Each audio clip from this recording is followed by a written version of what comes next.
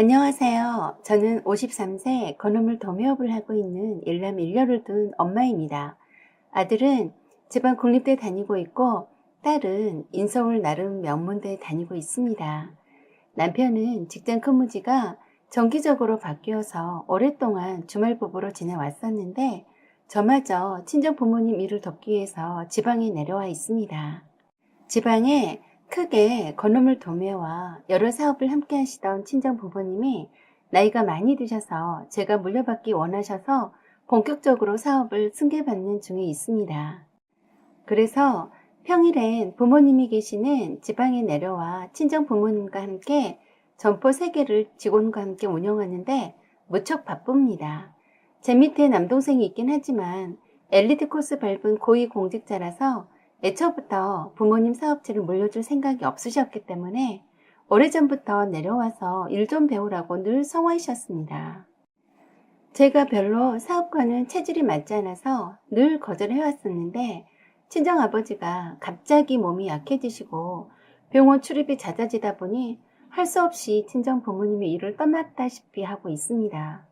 결혼 전후로 단 한 번도 직장 생활이나 사회 경험이 없었기 때문에 잘할 수 있을지 겁부터 덜컥 났습니다.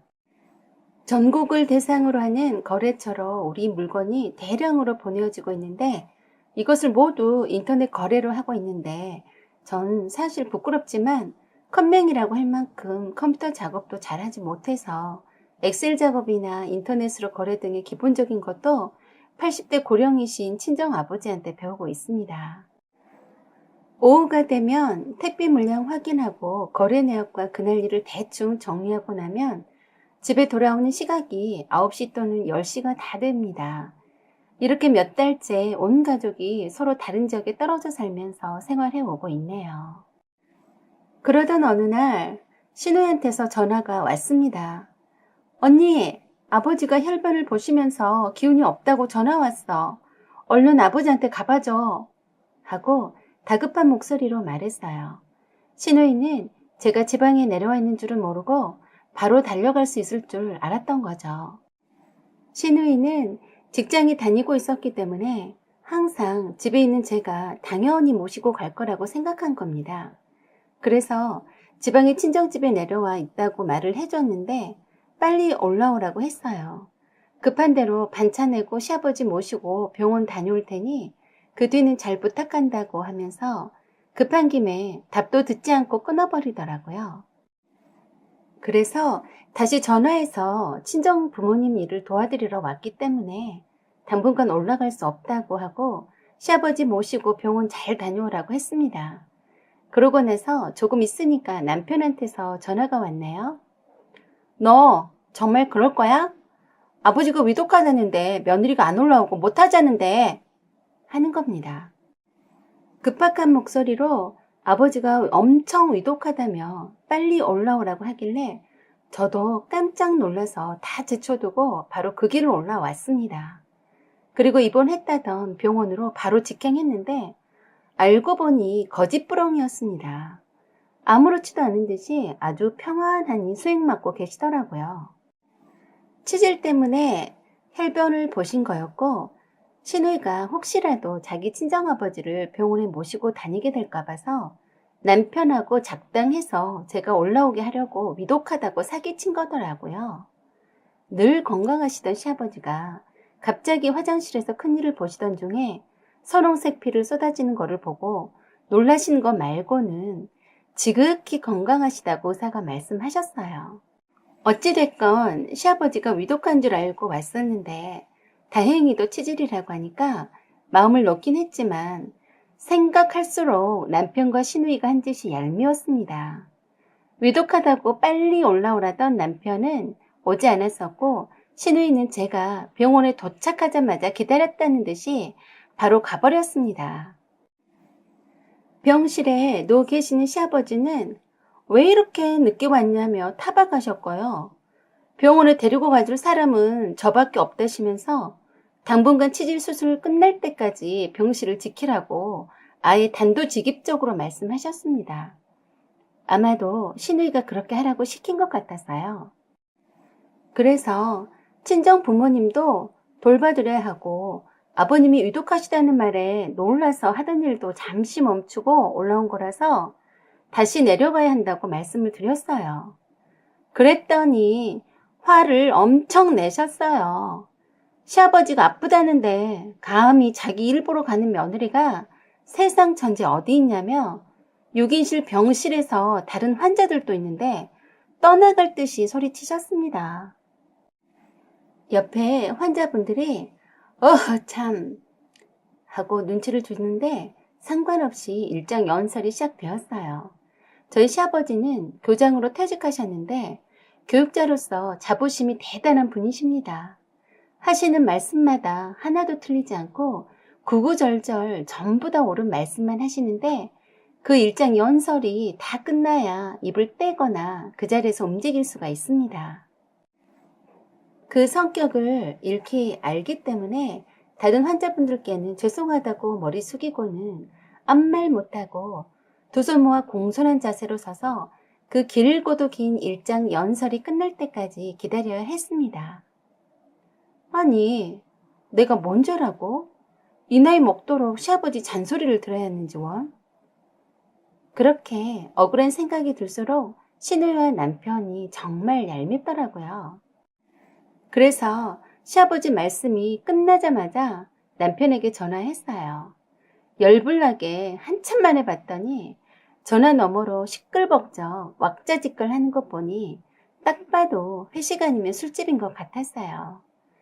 그새 한 장 걸친 모양이라 혀가 꼬부라져서 제 말이 귀에 들리지도 않는 모양이었어요. 나에게 사기쳐서 올라오게 해서 자기 아버지를 맡겨버리고 나 몰라라 하고 술 처먹고 있냐고 악다구니를 했더니 네 알아서 아버지 잘 모셔라 하고는 끊어버렸어요. 정말 약이 올랐습니다. 위독하다 해서 미친대기처럼 올라왔는데 시누이는 나 몰라라 하고 가버리고 시아버지는 나를 한참 세워두고 일장 연설을 하지 않나 열이 슬슬 올랐습니다. 그래서 시누이한테 톡을 보냈습니다. 친정아버지가 갑자기 위독하시다고 하니까 급히 내려가네. 아버님 잘 부탁해. 라고 했습니다. 그리고 시아버지한테 가서 저희 친정아버지께서 몹시도 위독하시다니 당장 내려간다면서 남편과 아가씨가 아버님을 잘 모실 테니 걱정 마시라고 말씀드리고 휑 하니 나와버렸습니다. 눈에는 눈, 이에는 이 라는 말처럼 시누이와 남편이 사기쳐서 오게 한 것처럼 똑같이 해주자는 심정이었습니다. 아니 그렇지 않나요? 우리 부모 아플 때는 단 한 번도 병원 모시고 간 적도 없는 인간이 며느리가 무슨 죄라고 떠맡기다니 이번엔 그냥 넘어가지 않을 생각이었습니다. 생전 시아버지한테 군소리도 하지 않고 고분고분 했는데 감히 시아버지 답도 듣지 않고 무작정 휑 하고 나가버리니 좀 놀라셨을 것 같았어요. 우리 시아버지는 그런 분이셨어요. 우리들 어릴 때 시댁에 와 있을 때도 하늘 같은 남편에게 밥 먹으라고 소리쳤다는 이유만으로도 밥도 공겨가며 밖에 눈이 펑펑 오는 차디찬 마룻바닥에 무릎을 꿇치고 한나절을 일장 연설을 하셨던 분입니다. 시어머니께서는 오히려 온화하시고 따뜻하신 분이셨는데 암으로 일찍 돌아가셔서 매우 안타까웠어요. 그 뒤로 시아버지는 혼자 살고 계시는데 다행히도 저희가 주말 부부라서인지 합가자고는 하지 않으셨습니다. 그렇게 바른말 옳은말만 하시는 시아버지도 어쩔 수 없는 딸 가진 아버지이셨어요. 신우에게는 90세가 넘은 시어머니가 계셨어요. 신우이 시어머니께서 골다공증 골절이 심해서 지방에서 올라오셔서 신우이 집에서 잠시 기거했었던 적이 있었고 병원에 갈 때마다 오신 김에 신우이 집에 계시다가 가곤 했답니다. 그러다가 건강 상태가 더 악화되니까 근교의 요양병원에 입원시켰다고 했습니다. 그리고 주말마다 시어머니를 뵈러 다녔다는군요. 그럴 때마다 시아버지한테 투덜대며 힘들다고 했었다고 했습니다. 어느 날 시아버지를 뵈러 갔더니 저희 남편에게 뜻밖의 말씀을 하셨어요. 마음구탱이 늙으면 빨리 되져버려야지. 아직도 말짱하더란다. 나이 90이면 살 만큼 살아놓고 무슨 낯짝으로 숨이 붙어있는지 원. 에이구, 빨리 되질 일이지. 남의 딸 고생은 다 시키고 자빠졌네. 하시는 겁니다. 순간 저는 제 귀를 의심했습니다. 자부심 강한 교육자님 맞으세요? 하고 엿듣고 싶더군요. 남편은 며느리 앞에서 무슨 그리도 심한 소리를 하시느냐고 했더니 시아버지께서 하시는 말씀이 걱정 마라. 나는 90세까지 질기게 안 살란다. 염치도 없이 무슨 90세까지 사는지 하고 혀를 차셨습니다.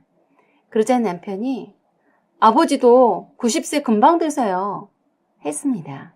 지금 83세이신데 당신의 나이는 생각지 않고 딸 고생시키는 시누이 시어머니가 미워서 빨리 되지라고 하더라고요. 네 참. 암튼 저희 시아버지는 직장 다니는 딸 힘들까 봐서 며느리가 와서 병원을 함께 다녔음 하시고 저리 호통치시는데 어디 두고 봐야겠습니다. 시아버지도 자식 고생 안 시키고 90세 되시기 전에 알아서 곱게 가시는지 말입니다. 제가 나이가 벌써 50줄이 한참 넘었는데 아직까지 쩌렁쩌렁하니 일장 연설을 하시는 것 보면 정정하신 것 같은데 그리 싸고 도시는 아들과 따님 효도를 받으시라고 이 며느리는 비켜드릴 작정입니다. 제가 보낸 톡을 받고 전화를 해대는 시누이 전화 무시했고요. 자기 부모이니 지지고 볶고 삶든지 알아서 하겠거니 생각합니다.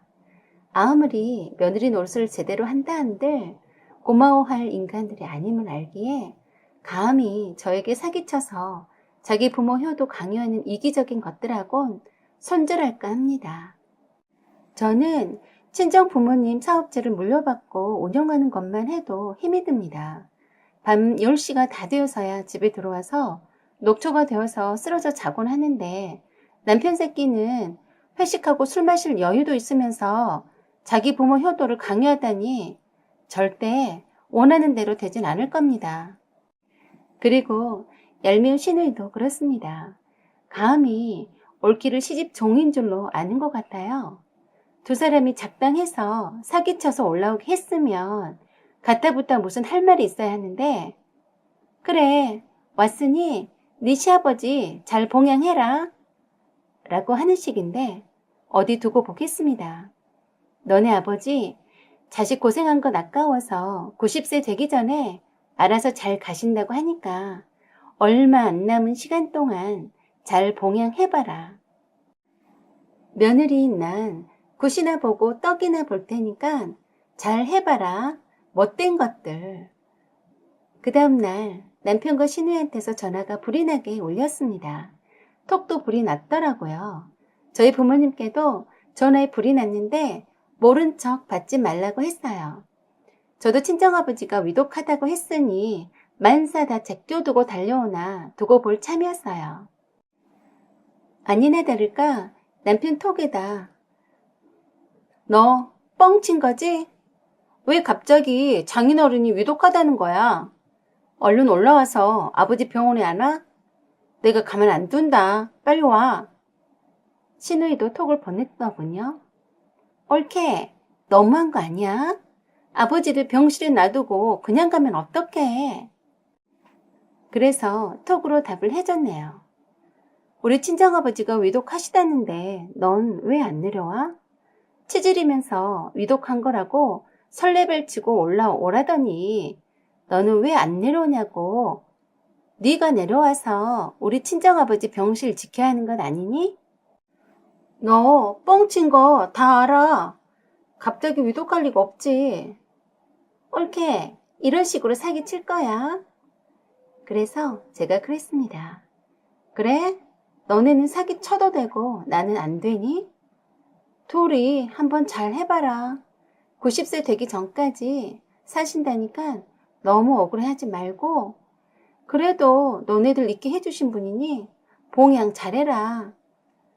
난 내 부모님들 오래오래 사시도록 효도하느라 바쁠 때니까 부르지 마라. 그리고 전화 배터리를 빼버렸습니다.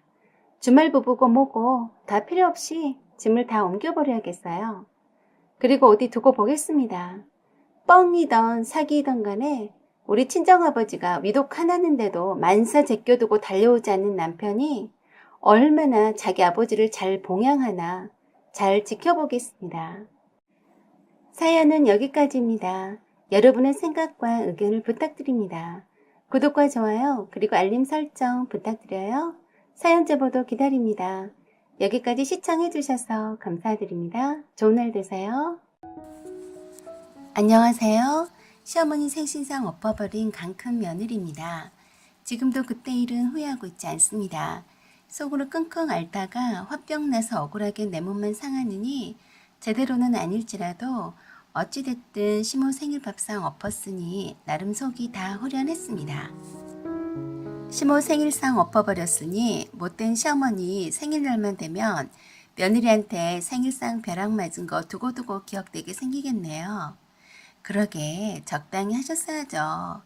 어른이시면 중심도 좀 잡으실 줄도 알아야지. 그저 걸레 같은 딸년 말만 듣고 며느리를 못살게 굴었으니 당해도 싸네요.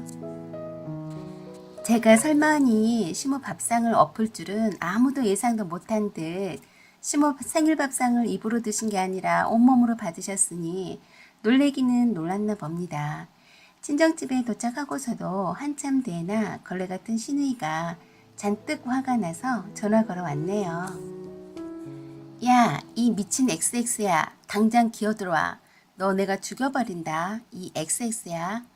얼마나 약이 오르고 화가 났는지 처음부터 끝까지 쌍욕을 했어요.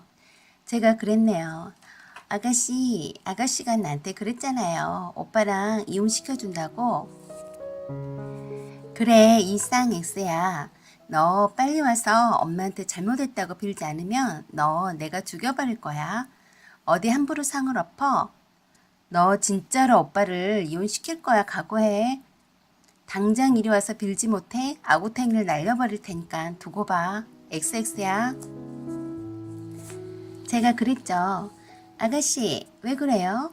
어머니가 생일상 다시 차리라고 해서 차린 음식 버린 것뿐인데 그래요. 또 나한테 뒤집어 씌우려고 해요? 난 이제 아가씨랑 어머니가 무서워서 못 가겠어요. 아가씨 원하는 대로 오빠랑 이혼할게요. 했습니다. 미친 대기처럼 길길이 날뛰며 악다구니 하며 쌍욕을 걸치게 하더니 네 친정집에 쫓아간다며 자식 교육 잘못시킨 친정 부모들 가만두지 않겠다고 악을 써댔습니다. 또 큰 시누이들이 전화 받돈 터치하며 욕을 있는 대로 퍼붓고 한참 만에 끊었네요. 저는 끝까지 그 욕짓거리를 다 듣고 녹음 다 했습니다. 혹시 모르니 친정 부모님께도 남편 포함 시댁 식구들 누구든지 전화 오면 바로 녹음하라고 일러두었어요. 위자료 청구 증거물로 제시할 거거든요. 남편과 이혼해도 시모와 시누이한테 받은 정신적 피해 보상과 이혼의 결정적 사유 제공자로서 위자료 받을 겁니다. 시누이들이 돌아가면서 전화를 했으니 남편 전화가 올 때가 되었다고 내심 기다리고 있었더니 바로 왔어요. 야, 너 미쳤냐? 엄마 생신일인데 그러고 나가면 어쩌자는 거야? 미쳤어? 빨리 안 와? 와서 엄마한테 빌라고. 그래서 제가 어머니는 내가 아무 잘못 안 했어도 내 뺨 때리고 남편 돈 훔쳐서 다 쓴다고 하시고 머리채 잡고 흔드셨잖아. 자기는 내 편 한 번이라도 들어준 적 있어? 없지? 내가 어머니한테 두들겨 맞아도 자긴 괜찮아? 난 어머님 무서워서 못 가니까 그리 알고 그냥 아가씨 원하는 대로 이혼하자 했어요. 그랬더니 남편이 누구 맘대로 이혼해주냐며 저를 데리고 살며 평생 그 못된 버릇을 몽둥이로 때려서라도 제대로 고쳐놓겠다고 했어요. 그래서 제가 거봐, 자긴 항상 그랬지. 내가 어머니한테 모함받아도 머리채 뜯겨도 억울하게 엿먹으란 듯이 어머니하고 시누이들끼리 짜고 어머니 생신상 차리게 해도 골탕 먹여도 당신은 한 번도 내 편 안 들어줬지? 시어머니 폭언과 폭행은 그런다 쳐도 시누이 상습적인 협박과 폭언에도 자기는 늘 방관했어. 그치? 남편은 흠칫 머뭇거리더니 아무 말도 못했어요. 남편은 끝까지 누구 좋으라고 이혼해주냐, 못해준다고 생 억지를 썼어요. 그래서 제가 이혼 파탄의 원인을 제공한 시어머니와 시누이 갑질에도 남편이란 사람은 오히려 동조했거나 방관하거나 방치했어. 인정하지? 아니면 말해봐. 했어요. 전화 너머로 옆에 시어머니가 있는 듯 시부렁시부렁 쌍욕하는 소리가 들려오네요. 저는 내심 시어머니가 전화 받아주기를 바랬어요. 시어머니 보기보단 욕을 정말 잘하시거든요. 그런데 남편이 바꿔주지 않더군요. 그래도 남편은 설마 네가 이혼하겠느냐는 표정 같았어요. 그 다음날 연차 내고 친정부모님 대동하고 저희 집에 갔습니다. 남편 물건 것까지들 다 싸서 트렁크에 집어넣어 놓고 현관에다 내놓고 기다렸어요. 퇴근해서 돌아온 남편에게 짐 싸들고 나가라고 했습니다. 친정아버지와 어머니가 이혼이 잘 정리되고 혼수살림 정리할 때까지 저희 집에 계시겠다고 하셨어요. 그리고 혼인 파탄의 원인 제공은 남편과 시댁 식구들한테 있다고 하시면서 어디 내 귀한 딸한테 함부로 폭력과 폭언을 했냐고 그냥 넘어가지 않을 거라고 하셨고요. 친족이 알았으면 조금이라도 더 빨리 이혼시켰을 거라고 하셨습니다. 그때서야 남편은 자기가 잘못했다면서도 이혼할 수 없다고 했어요.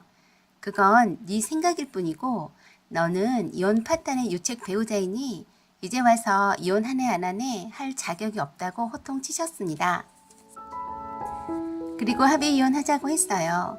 합의 이혼 조건도 상세히 일러주었고요. 만일 합의 이혼을 기한 내 못하면 법적 이혼 절차를 받겠다고 했습니다. 법정 이혼 사유 3번째 항목을 근거로 해서 즉 배우자 또는 그 직계 존속으로부터 심히 부당한 대우를 받았을 때 법적 이혼 절차 돌입하겠다고 했습니다.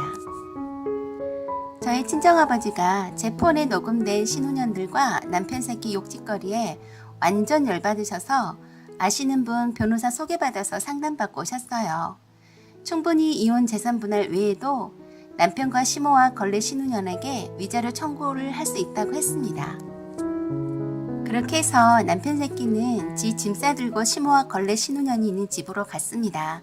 시모와 신혼년이 번갈아가며 전화해대고 욕을 퍼붓는데 듣고만 있었고 모두 다 녹음했습니다. 그 뒤로도 시모와 신혼년들이 쫓아와서 친정 부모님에게 말할 수 없는 욕짓거리를 퍼붓고 행패를 부렸지만 현장 녹음 생생하게 했고요. 동영상도 촬영했습니다. 불필요한 싸움은 하지 않고 최대한 이혼 파탄의 사유 중의 하나인 시모와 신우들의 폭행과 폭언 그리고 갑질의 포커스를 두고 증거를 수집하려고 했어요. 그렇게 해서 친정 부모님과 저는 살림살이 다 정리하고 남편과 이혼하고 재산분할 원하는 대로 깔끔하게 했습니다.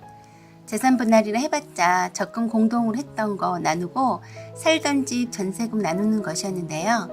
제 기여분이 많이 인정받았습니다.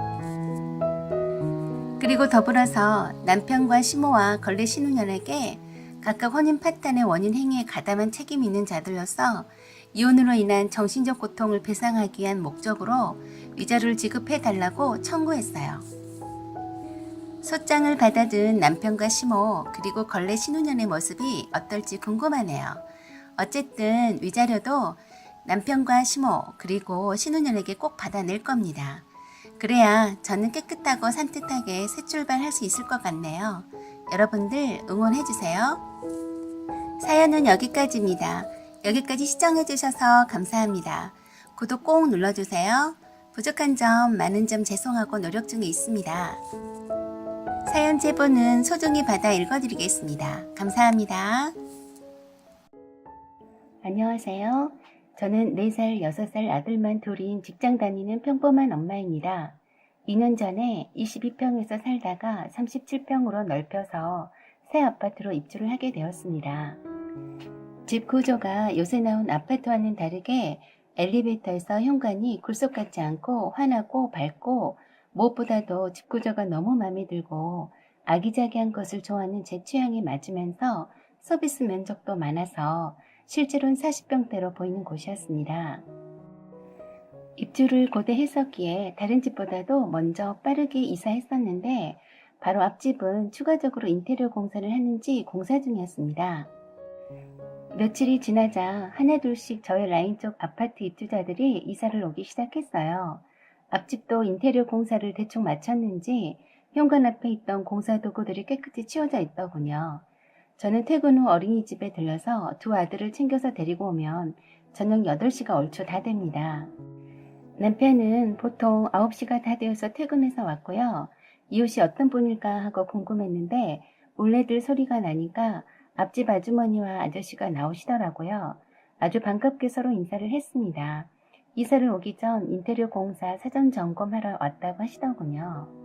두 분 다 참 인상이 좋아 보였어요. 고등학생 아들과 중학생 딸이는 저보다 연배가 더 있으신 분들이셨어요. 특히 아주머니는 무슨 말씀을 그렇게 조곤조곤히 고상하게 하시는지 엄청 점잖아 보였어요.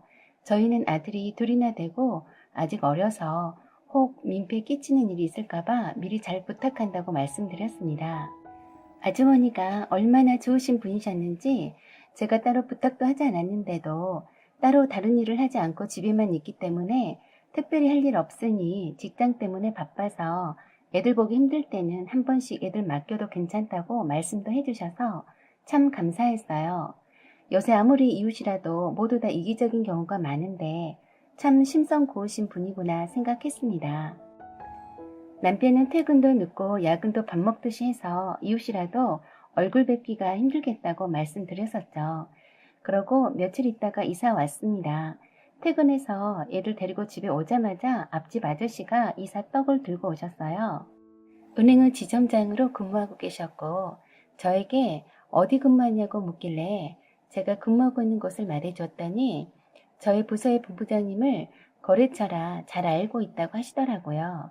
저희 지사의 제일 높은 분을 알고 지낸다고 하니 참 특별한 인연이구나 싶었습니다. 그 다음 날부터 정말 이상하리만치 출근 시간이 딱 맞아서 정말 거짓말처럼 엘리베이터를 같이 타게 되고 아침 인사를 하면서 하루를 시작하게 되었습니다. 16층에서 엘리베이터를 기다리고 함께 타고 내려오는데 왠지 불편하고 어색한 기분이 참 싫더라고요. 그래서 앞집 아저씨랑 마주치기 싫어서 출근을 더 늦게도 해보고 더 당겨서 해봐도 항상 내가 중문에서 나와서 현관문을 열면 앞집 아저씨도 문을 열고 나오면서 저를 정면으로 쳐다보고 반갑게 웃으시면서 이런저런 말씀을 많이 하셨어요. 저희 회사 이야기하며 왜 차를 가지고 다니지 않느냐고 하고 그리고 제 이름을 알고 있더라고요. 전 가르쳐준 적도 없고 앞집 아주머니에게 말해준 적도 없었는데 말입니다. 지영씨는 제가 지영씨 본부에 가면 차 한잔 얻어 마실 수 있냐는 둥 저희 사무실 지하 카페도 언급하면서 거기서 시간 내서 차 한잔 할 수 있냐고 했어요. 뭐라 표현하기 힘들지만 뉘앙스가 꼭 데이트 신청하는 것 마냥 알쏭달쏭한 말투인데 그 말하면서 쳐다보는 눈빛이 정말 소름 돋았네요. 이거 이웃간에 무슨 시츄에이션이야? 하고 나름대로 한마디 해주고 싶었지만 그 순간 판단이 잘 서지 않더군요. 사실 이웃 사촌인 분이 우리 본부와 거래하는 은행 지점장인데 뭐 차 한잔 대접할 수도 있는 거지만 이상하게 부담스럽게 느껴져서 싫더군요. 제가 느끼기에 너무 불편하게도 그 앞집 아저씨는 저를 너무 의식하는 듯 느껴졌어요. 그리고 제가 차를 살 때까지 아침에 저희 사무실까지 태워다 주고 싶다는 거예요. 헐, 앞집 아저씨의 은행과는 정반대 방향인데요. 전 말씀이라도 고맙지만 괜찮다고 했는데 제가 태워다 드리고 싶어서 그럽니다. 그렇게 하세요. 부담 갖지 마시고 하는 겁니다. 저는 남편에게 앞집 아저씨가 이상하다고 자초지종을 말했더니 제가 오버하는 거라고 그냥 선의로 말한 건데 오해하는 거라고 하네요. 얼마 지나지 않아서 자가 운전을 하게 되고 주차장에 차를 주차하고 나오면 깜짝 놀라게도 주차장 계단 입구에서부터 날 계속 쳐다보고 있었더라고요. 같이 올라가고 싶어서 기다렸다는 말도 하더라고요. 헐. 그냥 어색한 웃음만 짓고 말았는데 참 친한 척 하는 게 너무 싫었습니다. 그러던 어느 날 남편이 야근할 때였어요. 애들 재우면서 저도 쓰러져 잠들었는데 갑자기 벨소리가 들렸어요. 이 늦은 시간에 벨소리라니 누구지? 하고 모니터를 보니 어떤 남자가 모니터에 얼굴을 쳐박고 있어서 처음엔 누군지 못 알아봤어요. 누구세요? 나야, 나. 문 열라고. 앞집 아저씨가 분명했네요. 완전 술 취한 사람처럼 집을 잘못 찾아왔더라고요. 그래서 제가 아저씨, 여기는 3호예요. 건너편으로 가세요. 했어요. 그런데도 계속 아빠다. 문 열라고 문 열어. 하는 겁니다. 문 열고 건너편으로 가시라고 해줄까 하다가 좀 겁이 났어요. 남편도 없는데 술 취해서 인사불성인 사람인데 내가 감당 못할까 봐서요. 게다가 문 안 열 거냐고 주먹으로 문을 두드려서 더 겁이 났습니다. 숨 죽인 채 한참을 기다려봐도 계속 벨을 누르길래 애들도 깨버려서 할 수 없이 경비실에 연락해서 앞집 아저씨가 술 취해서 집을 잘못 찾고 두드린다고 올라와 봐달라고 했네요. 경비실 아저씨가 올 때까지 앞집 아주머니가 내다보지 않는 걸 보면 모르고 있는 것 같았습니다. 모니터로 지켜보니 경비실 아저씨가 올라오자마자 언제 그랬냐는 듯이 앞집으로 들어가더군요. 그 다음날 아침에 전 서둘러서 일찍 집에서 나왔는데 역시나 앞집 아저씨가 문 열고 나오는 것 같길래 전 순간적으로 마주치고 싶지 않아서 아래 계단으로 재빠르게 내려갔더랬습니다. 그런데 헐, 1층에서 기다리고 있었어요.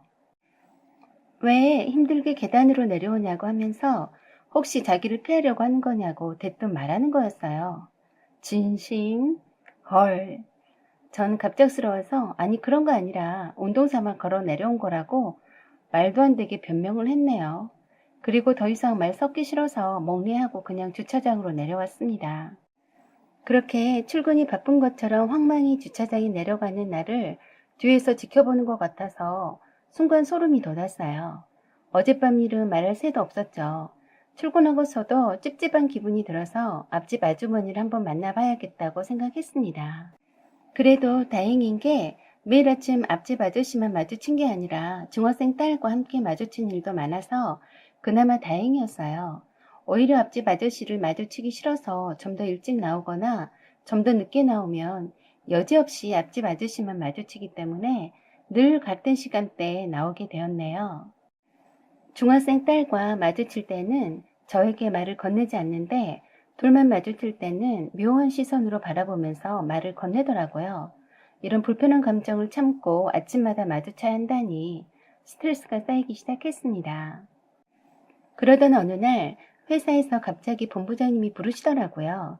내 직급에 특별한 일이 아니고선 부를 일이 없을 텐데 의아했어요. 본부장실에 가보니 앞집 아저씨가 와 있었어요. 제가 본부장실에 들어가니 일어나서 저에게 악수를 청하더군요.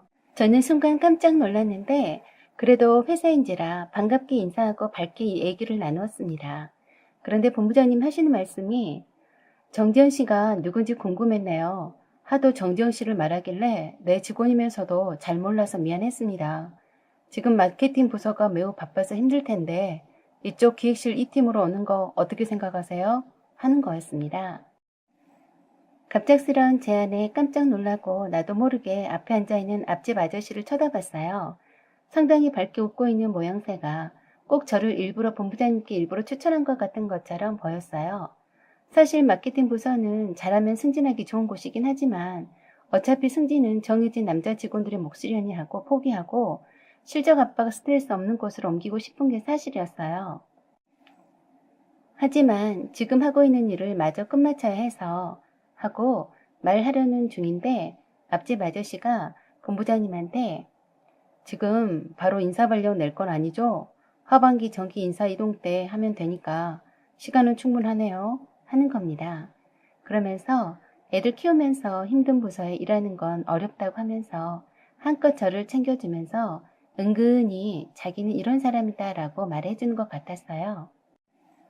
그리고 점심시간 됐으니 맛있는 거 먹읍시다고 하면서 본부장님도 계시는데 저보고 뭘 좋아하느냐고 묻더군요. 저는 그냥 본부장님께 저희 부서 직원들끼리 먹겠다고 하고 두 분 점심 드시라고 했더니 굳이 자기가 점심 사겠다며 여기까지 왔는데 점심도 함께 못 먹냐고 하면서 본부장님을 쳐다보니 본부장님이 저보고 함께 먹자고 하시더라고요. 그렇게 해서 그날 점심을 함께 먹었습니다. 그 점심 장소도 미리 예약되어 있더군요. 저는 그냥 앞집 아저씨로 그리고 저희 회사가 거래하는 조그만 지점의 지점장일 뿐이다라고 생각하며 편하게 대하려고 했습니다. 그리고 며칠이 지난 후 밤에 그때도 남편이 야근으로 늦을 때였어요. 또 벨을 누르고 문을 두드리네요. 그냥 숨죽이고 아무도 없는 것처럼 대꾸를 하지 않았어요. 그랬더니 인터폰에다 그러는 겁니다. 지영아, 너 보고 싶어서 왔어. 문 좀 열어봐. 문 좀 열어보라고. 완전 소름 돋아서 휴대폰에 녹음했어요. 희미한 목소리로 분명히 지영아, 나와봐. 네가 보고 싶어서 왔어. 라고 했어요. 분명히 제 이름을 들먹인 거였어요. 이젠 더 확실해졌다고 생각하고 경비실에 괴한이 우리 집 부순다고 빨리 와달라고 했죠. 그리고 인터폰으로 제가 말했어요. 아저씨, 지금 뭐라고 하셨어요? 네? 하니까 한숨을 푹 쉬더니 네가 보고 싶어서 왔어, 지영아. 잠깐만 보자 하는 거였어요. 완전 소름. 누가 들으면 연인 사이인 줄 알겠네요. 정확하게 그 소리를 녹음했습니다. 그리고 경비 아저씨가 오자 두 말 않고 아무렇지도 않은 듯 앞집으로 들어가 버렸습니다. 저는 경비 아저씨한테 아까 그 아저씨 얼굴 기억해달라고 하고 나중에 앞집으로 가더란 것을 필요하면 증언해달라고 하면서 저희 현관에서 엘리베이터 앞에 CCTV도 확보해달라고 했습니다. 그런 후 남편이 집에 오자마자 녹음한 것을 보여주었더니 완전 열받아서 앞집에 벨을 누르니 앞집 아주머니가 나왔어요. 남편이 앞집 아저씨를 보자고 하니까 잠이 들었다고 너무 늦은 시각인데 무슨 일이냐며 깜짝 놀라더라고요. 그러자 남편이 무턱대고 바로 앞집으로 들어갔더니 아니나 다를까 앞집 아저씨가 거실에 나와 있더라고요. 술에 취한 사람이라고 보기엔 너무 말짱했어요. 남편이 다짜고짜로 여기에 주거 침입 미수죄 현행범이 있으니 잡아가라고 경찰에 신고했습니다. 그러자 그 말을 들은 앞집 아주머니가 깜짝 놀라며 묻자 남편이 녹음 내용과 촬영한 인터폰 모니터 영상을 보여주었어요. 앞집 아저씨는 자기가 술에 취해서 잠깐 정신이 나갔었다고 단순히 실수한 거라고 하면서 잘 기억이 나지 않는다고 변명했어요. 그때 앞집 아주머니가 앞집 아저씨를 쳐다보더니 남편 앞에 무릎 꿇고 앉아서 울면서 내 남편이 잘못했다고 한 번만 용서해달라고 빌었습니다. 앞집 아저씨는 술을 잘 못하기도 하지만 술 취하지 않았다고 했습니다. 이미 경찰을 불렀으니 다 밝혀질 일이라 앞집 아주머니도 이실직고 한 것 같았어요. 경찰이 와서 음주 측정을 해보니 알코올 측정이 되지 않아서 술 취해서 실수한 걸로 덮으려고 연기했던 걸 알게 되어서 더욱 경악스러웠죠. 경찰은 일단 물리적인 피해가 없으니 늦은 시간이니 내일 다시 보자고 하면서 돌아갔습니다. 끝까지 술에 취해서 정신이 없어서 기억나지 않는다고 하던 앞집 아저씨는 잘못했다면서 앞집 아주머니와 함께 남편 앞에서 빌었습니다. 이런 난리 법석통에 앞집 중학생 딸과 고등학생 아들이 다 지켜보고 있었는데 내막을 다 알고 난 사춘기 중학생 딸은 앞집 아주머니한테 엄마가 무슨 잘못을 했다고 빌고 있냐며 소리치고 고등학생 아들은 아빠가 왜 그랬냐며 하고 소리치니 그 늦은 시간에 시끌시끌했습니다. 경찰이 오고 가며 하는 통에 정신이 없었던 앞집 아저씨는 아들과 딸에게 적나라하게 쪽을 당했고요. 남편은 안 되겠다 싶어 앞집 아저씨를 데리고 밖으로 나왔어요. 이렇게 다 모든 것이 까발려지자 앞집 아저씨는 절대 자기는 문 열고 들어가서 어찌 해볼 요량은 아니었다고 한 번만 용서해주고 넘어가달라고 계속 사정했답니다. 그러면서 사실은 정재훈 씨를 처음 보았을 때 예전에 첫사랑이었던 여자와 닮아도 너무 닮아서 바로 그 여자가 소환된 것 같았대요. 대학교 1학년 교회 학예 수련회에서 정상인 옥녀봉까지 산행을 하게 되었는데 짝사랑했던 그녀가 유난히도 산을 타는 것을 힘들어해서 4명이서 뒤처져서 함께 가고 있었다네요. 특별히 등산로라고 할 것까지는 없었고 바위를 따라 본진이 남긴 표식만을 따라 나름 열심히 올라가고 있었대요. 그런데 산을 오르기 시작할 땐 떼약볕에다 시냇물도 메마른 것처럼 물 한 방울 보이지 않더니 오를수록 안개가 끼면서 날씨가 흐려졌다고 합니다. 이미 정상에 도착한 본지는 비가 내리고 있으니 다시 본부로 돌아가 내려가라고 연락이 왔는데 그 즈음에 이미 비가 한 방울씩 내리기 시작하더니 어느새 메말랐던 바닥이 축축해지고 가랑비가 제법 굵어지면서 순식간에 바위 사이로 물이 넘쳐나기 시작하면서 돌아가는 길이 끊겼을 뿐만 아니라 엄청난 물이 불어나서 피할 곳을 찾지 못하고 완전 고립되었답니다. 이렇게 계곡에 물이 엄청나게 불어날 줄은 몰랐는데 그녀는 겁에 질려서 얼굴이 새하얘졌대요. 옥녀봉에 올랐던 본지는 다행히 산을 잘 아는 사람이 인솔한 탓에 계곡물이 합쳐지지 않는 쪽으로 잘 내려가고 있다고 했어요. 벌써 물이 발목까지 차더니 무릎까지 올라왔는데 피할 곳은 없고 다행히 튼튼해 보이는 소나무에 4명이 의지한 채 구조팀을 기다리는데 빗물이 길을 덮어서 구조팀도 저위를 찾느라 애를 먹으면서 시간이 많이 지체되었고 물이 허리까지 차오를 때쯤에 건너편에 겨우 도착했다고 합니다. 이미 계곡물이 불어날 대로 불어나서 가운데는 물살이 엄청 세서 구조팀이 최대한 가까운 데서 밧줄을 던져주면 밧줄을 받아서 나무에 묶고 그 밧줄 따라서 건너가는 수밖에 없었다고 합니다. 전문 구조팀이 아니라서 장비도 밧줄밖에 없어서 겨우 연결한 밧줄 2줄에 의지할 수밖에 없었다고 해요. 먼저 앞서서 가면서 그녀에게 절대 밧줄을 놓으면 안 된다고 그리 당부했는데 물살이 가장 센 곳을 지날 때 체력이 지칠 대로 지쳤는지 물살이 허우적대더니 그만 휩쓸리고 말았다네요. 그때의 안타깝고 절절한 마음은 이루 말할 수 없었는데 그래서 한동안 산에는 가지 못했고 오랜 동안 그녀를 잊지 못했답니다. 그렇게 세월이 지나 잊고 있었는데 정재영 씨를 처음 본 순간 그때의 기억이 바로 어제 일처럼 떠올랐고 정재영 씨 얼굴을 보아야 안심이 되었다고 합니다. 그래서 술에 취한 척 미친 척 하면서라도 얼굴 한번 보고 싶었다고 합니다.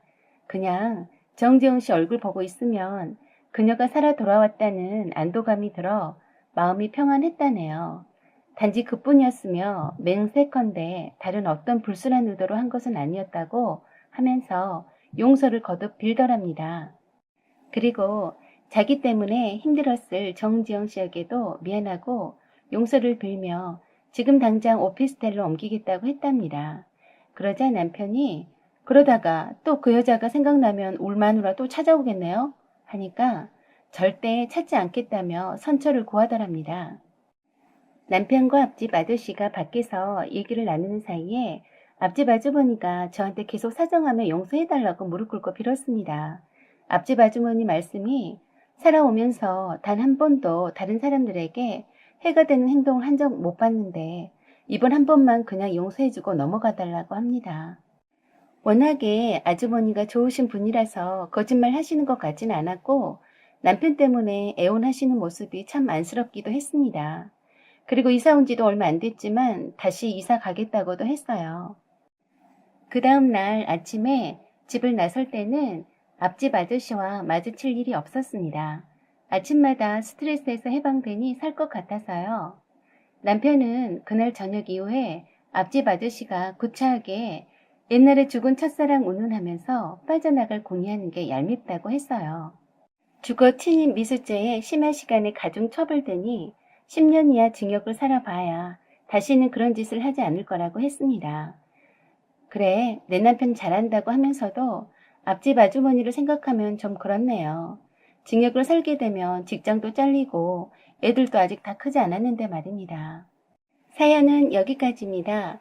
여러분의 소중한 의견을 댓글로 남겨주세요. 비슷한 사연 있으시면 올려주세요. 아니면 메일로 보내주시면 읽어드리겠습니다. 남자분들의 사연 제보 기다립니다. 여기는 서로 입장이 다르기 때문에 어떤 형식에도 구애 없이 자유롭게 글을 보내주세요. 지금까지 시청해주셔서 감사드립니다. 좋은 날 되세요. 안녕하세요. 오만사입니다. 오늘의 주제는 동서갈등 사연으로 유선한 나에게 축하한다고 꽃다발 들고 병문안 온 형님네 부부 천벌받다란 내용입니다. 오늘의 사연 시작하겠습니다. 제 남편은 위로 형이 한 분 계시고 아래로는 막내 여동생이 있습니다. 형님은 전업주부이시고 저는 모두가 알만한 공기업체에 다니는 직장인입니다. 그리고 남편은 약사입니다. 남편과는 고등학교 때부터 친구로 오랜 동안 지내오다 연인 사이가 되었습니다. 동갑내기 부부이죠. 그래서 저희 친정 부모님은 남편에 대해 잘 알고 있었고 시부모님도 저에 대해 익히 알고 지내서 결혼 전에도 자주 시부모님 뵈러 시댁에 가곤 했었습니다. 그리고 남편과 사귀면서도 시부모님과 함께 서너 번 정도 여행을 가기도 했어요. 남편은 아들이지만 딸처럼 시부모님께 살갑게 대했어요. 저도 시부모님을 오랫동안 봐온지라 여행을 가도 크게 불편하거나 하진 않았습니다. 시부모님도 마찬가지였고요. 형님이 결혼하기 전부터 시부모님을 알고 지냈던 터라 시댁을 가도 늘 편안합니다. 특히 시아버지는 저를 딸처럼 예뻐해 주십니다. 시누이가 있긴 하지만 남자애들처럼 애교도 없고 무뚝뚝한 편이고 아주버니도 말수도 적고 공반답시고 시부모님과 많이 떨어져 있는 데다가 시부모님과 함께한 시간이 별로 없어서 만나면 대면대면한 것이 어색하다고 하셨어요. 아주버니와 함께 있으면 입에 자크를 단 것처럼 입을 꼭 다물고 말을 하지 않으니 내가 나 키운 자식이 맞나? 하고 한 번씩 쳐다보기도 한다고 하셨습니다. 반면에 남편은 그야말로 립 서비스가 좋은 아들이라고 하셨어요. 세상에도 없는 우리 엄마 아빠, 사랑하는 울 엄빠. 시부모님과 남편이 나란히 앉아서 무슨 얘기가 그리 많은지 모르게 이야기꽃을 피우고 웃고 떠듭니다. 반면에 아주버니는 시부모님을 자주 보지는 않은 편이어서인지 어쩌다 시부모님을 뵈면 꼭 필요한 말만 하고 꽂아놓은 보릿자루 마냥 덩그러니 앉아서 시부모님이 던지는 질문에도 별 성의 없이 단답형 대답만 짧게 합니다. 그래서 시어머니는 아주버니를 대하기가 어려워하셨고 사소한 일이든 큰일이든 일이 생길 때마다 남편만 부르십니다. 남편도 곧잘 시부모님의 일이라면 당연 달려오곤 했어요. 아주버니가 결혼하게 되자 더욱더 큰아들 얼굴 보기가 힘들어졌다고 하셨어요. 형님은 결혼하면서부터 그 좋은 직장을 그만두고 전업주부로만 사셨어요. 아주버니와는 같은 직장이어서 불편하다는 이유 아닌 이유 때문이었어요. 그냥 그만두고 싶어서 그런 것 같았습니다. 아마도 다른 속사정이 있더라도 어려운 시부모님께 일일이 다 말씀 못한 부분도 있었겠죠. 형님도 아주버니처럼 그리 밝은 성격이 아닌 듯 했어요. 딱 기본적인 것만 하는 스타일이었습니다. 시부모님이 말씀하시기를 명절과 생일 때 외에는 얼굴 보여주는 일 없었고 결혼 후 한 번도 전화한 적 없어서 어쩌다 한 번 볼 때는 내 며느리가 맞나 하고 얼굴 잊을까봐 쳐다보곤 했답니다. 사촌들 결혼 소식이나 친척 어른들 부음을 전할 때도 아들네에 전화하는데도 주저가 될 만큼 왕래가 없었다고 했습니다. 그래서 늘 남편을 통해서 전화기도 하셨다고 했어요. 그리고 형님은 시부모님을 대할 때 불만이 있는지 어쩐지 무표정한 듯 해서 며느리라도 어디가 불편한 것인지 신경 쓰이고 말 한마디도 조심스럽다고 하셨습니다. 모처럼 만난 김에 사는 얘기들을 이렇게 저렇게 나누고 싶고 별일은 없는지 궁금도 한데 며느리 안색을 먼저 살피게 되더라네요. 특히 큰아들인 아주버니의 근황도 알고 싶어서 물어볼라 치면 너무도 성의 없게 그냥 잘 있다라고만 하고 말아서 더 이상 물어볼 수가 없다고 했어요. 며느리가 첫 손주를 낳아서 시부모님이 병원에 축하하러 갔었답니다. 시부모님이 수고했다고 하시면서 현금 50만 원을 두고 오셨다는데 그 다음날 웬일로 병원에 있는 며느리가 시어머니께 전화를 다 했나 싶었는데 다짜고짜 그러더랍니다. 어머니, 50만 원 돌려드릴게요. 제가 거지도 아니고 어디에다가 나쁘끄러워서 누가 알까 싶네요. 어머니가 평소에 저를 못마땅해 하시는 거 알고 있지만 어떻게 첫 손주 안겨드렸는데 50만 원을 던져주고 가세요?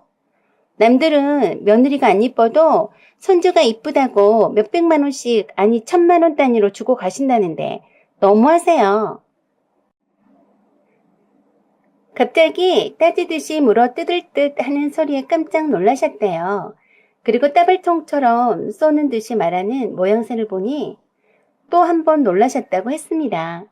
쌍으로 말수가 적어서 원래 그런 성격인가 보다 생각하셨다는데 말도 야무지게 잘하더라네요. 그러면서 자기 할 말만 하고서는 대답도 듣지 않고 감히 전화를 뚝 끊더랍니다. 말단 행정공무원으로 재직하시다 퇴직하셔서 평생 근검 전략이 몸에 배이신 시부모님께서는 대학교 공부까지 지원해주시고 결혼은 각자 벌어서 하라고 늘 교육을 한 터라서 장남이 결혼할 때도 신혼집 얻을 때 전세금도 보태주지 못했다고 하셨어요. 대신에 자식들한테 손 벌리지 않고 나중에 병원 신세 지더라도 자식들 힘들게 하지 않기 위해서 노후 대책을 철저히 해놓으시려고 노력하셨다고 하셨습니다.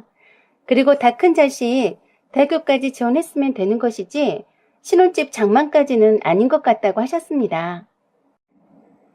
넉넉한 집안이라면 노후 걱정도 하지 않아도 되고 기분 좋게 신혼집도 장만해줄 수 있으면 좋으련만 그렇지 못해서 안타깝다고도 하셨습니다. 아마도 형님네 신혼집 장만할 때 형님네 친정 부모님의 도움을 약간 받으신 것 같다고 하셨어요. 그것 때문에 약간 불만을 갖고 있는 것 같다시며 속상해 하셨습니다. 저희네 부부가 결혼 전에도 미리 말씀해 주셔서 시부모님께 처음부터 신혼집 장만에 보태달라는 기대는 하지 않았고 미리 모아두었던 돈과 대출 끼고 양가 부모님 도움받지 않고도 가능했어요. 예물은 넉넉한 저희 친정 부모님이 남부럽지 않게 해주셨어요. 명품 고급 시계와 신랑 양복과 한복, 그리고 남편 차가 연식이 오래되어서 고급 중형차도 사주셨습니다. 반지도 2캐럿짜리 다이아 반지였고요. 그래서 시부모님이 보답의 의미로 저에게도 2캐럿짜리 다이아 반지와 목걸이 풀 세팅으로 해주셨어요. 친정 부모님이 예단비를 넉넉히 준비해 주셔서 시부모님이 구색을 맞출 수가 있었다고 하셨어요. 저희네가 결혼식 준비로 바쁠 동안 아주버니는 단 한 번도 형이면서도 동생이 결혼식 준비는 어찌 되어 갔는지 묻지도 않았다네요. 결혼식장에서도 자잘한 신경 쓸 곳이 많은데도 남편 친구와 사촌들의 도움을 받아가며 진행했었어요. 그래도 장남인데 친척들 관계를 잘 알고 있는 아주버니가 나서서 지휘해주면 좀 더 수월하건만 동생 결혼을 동네 불구경하듯 하길래 부탁도 하지 않았다는군요. 물론 시부모님이 나서서 많이 거들기는 했지만 친척들 인사하느라 바빠서 다 챙기지 못하시더래요. 제가 신부 대기실에 있는데 손님 맞이해야 할 신랑이 보이지 않아서 친구한테 시켜서 신랑 좀 찾아보라 했더니 예복 입은 채로 음료수 박스 들고 나르고 있더라네요. 조금 후에 화장한 얼굴에 땀으로 얼룩져 있는 모습에 다시 화장 고치러 가고 정신이 없더라고요. 결혼하는 날에 여유있게 신부 옆에서 사진도 찍고 있어야 할 주인공이 땀 뻘뻘 흘리며 결혼식을 진두지휘하느라고 정신없어서 제가 물었죠. 아주버니는 어디에 계시는데 신랑이 나서서 다 하고 그래? 하고 말했더니 뒷짐만 지고 아무것도 도와주지 않는다고 했습니다. 신부 대기실에서 보니 정말 할 일 없이 뒷짐만 지고 이리저리 무료하게 돌아다니고 있더라고요. 조금 후에 형님이 신부 대기실로 오셔서 다이아 풀 세팅한 저를 보시고 가셨어요. 친구들이 오고 가는 말 속에서 시부모님이 이물로 다이아 반지와 목걸이 귀걸이를 해주신 걸 알게 되었어요. 결혼식이 짧게 끝나고 식사하는 자리에서 갑자기 형님이 엉엉엉 울기 시작했어요. 그것도 친척들이 모두 다 있는 테이블에서 시부모님이 들으란 듯이 울어 잡기더라고요. 저희네 부부는 한참 인사드리고 신혼여행을 막 떠날 참이었습니다.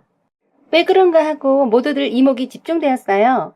형님 옆에서 다독이던 친척 어른분이 그냥 모른 척하고 떠나라고 하셔서 나중에 알게 되었는데 시부모님이 예물로 다이아 반지 풀세트 해주신 걸 알고서 차별한다고 서럽다고 우셨다고 해서 깜짝 놀랐습니다. 아니 결혼식장에서 이 무슨 추태인지 자주 보진 않아서 어떤 분인지는 잘 모르겠지만 좀 피곤하겠다는 생각이 들더군요. 그저 시부모님이 해주신 거는 알고 보면 저희 친정 부모님이 남편 예물과 예단비를 해주시니까 해주시는 건데 막말로 형님은 친정 쪽에서 신혼집 장만으로 도움을 받아서 따로 아주버니의 예물과 예단은 생략하셔서 시부모님이 알아서 예물하라고 2천만 원 주셨다고 했습니다. 아무튼 남편과 저는 신혼여행지에서 형님네 소식을 접하곤 매우 속이 상했어요. 저희네 부부는 여건상 강원도에 2박 3일의 짧은 여정으로 신혼여행을 다녀왔어요. 시부모님 뵈러 가는 길에 형님께 전화를 드렸어요. 실행해서 돌아가는 길이니 시부모님이 계신 시댁으로 와주십사고 말씀드렸었죠.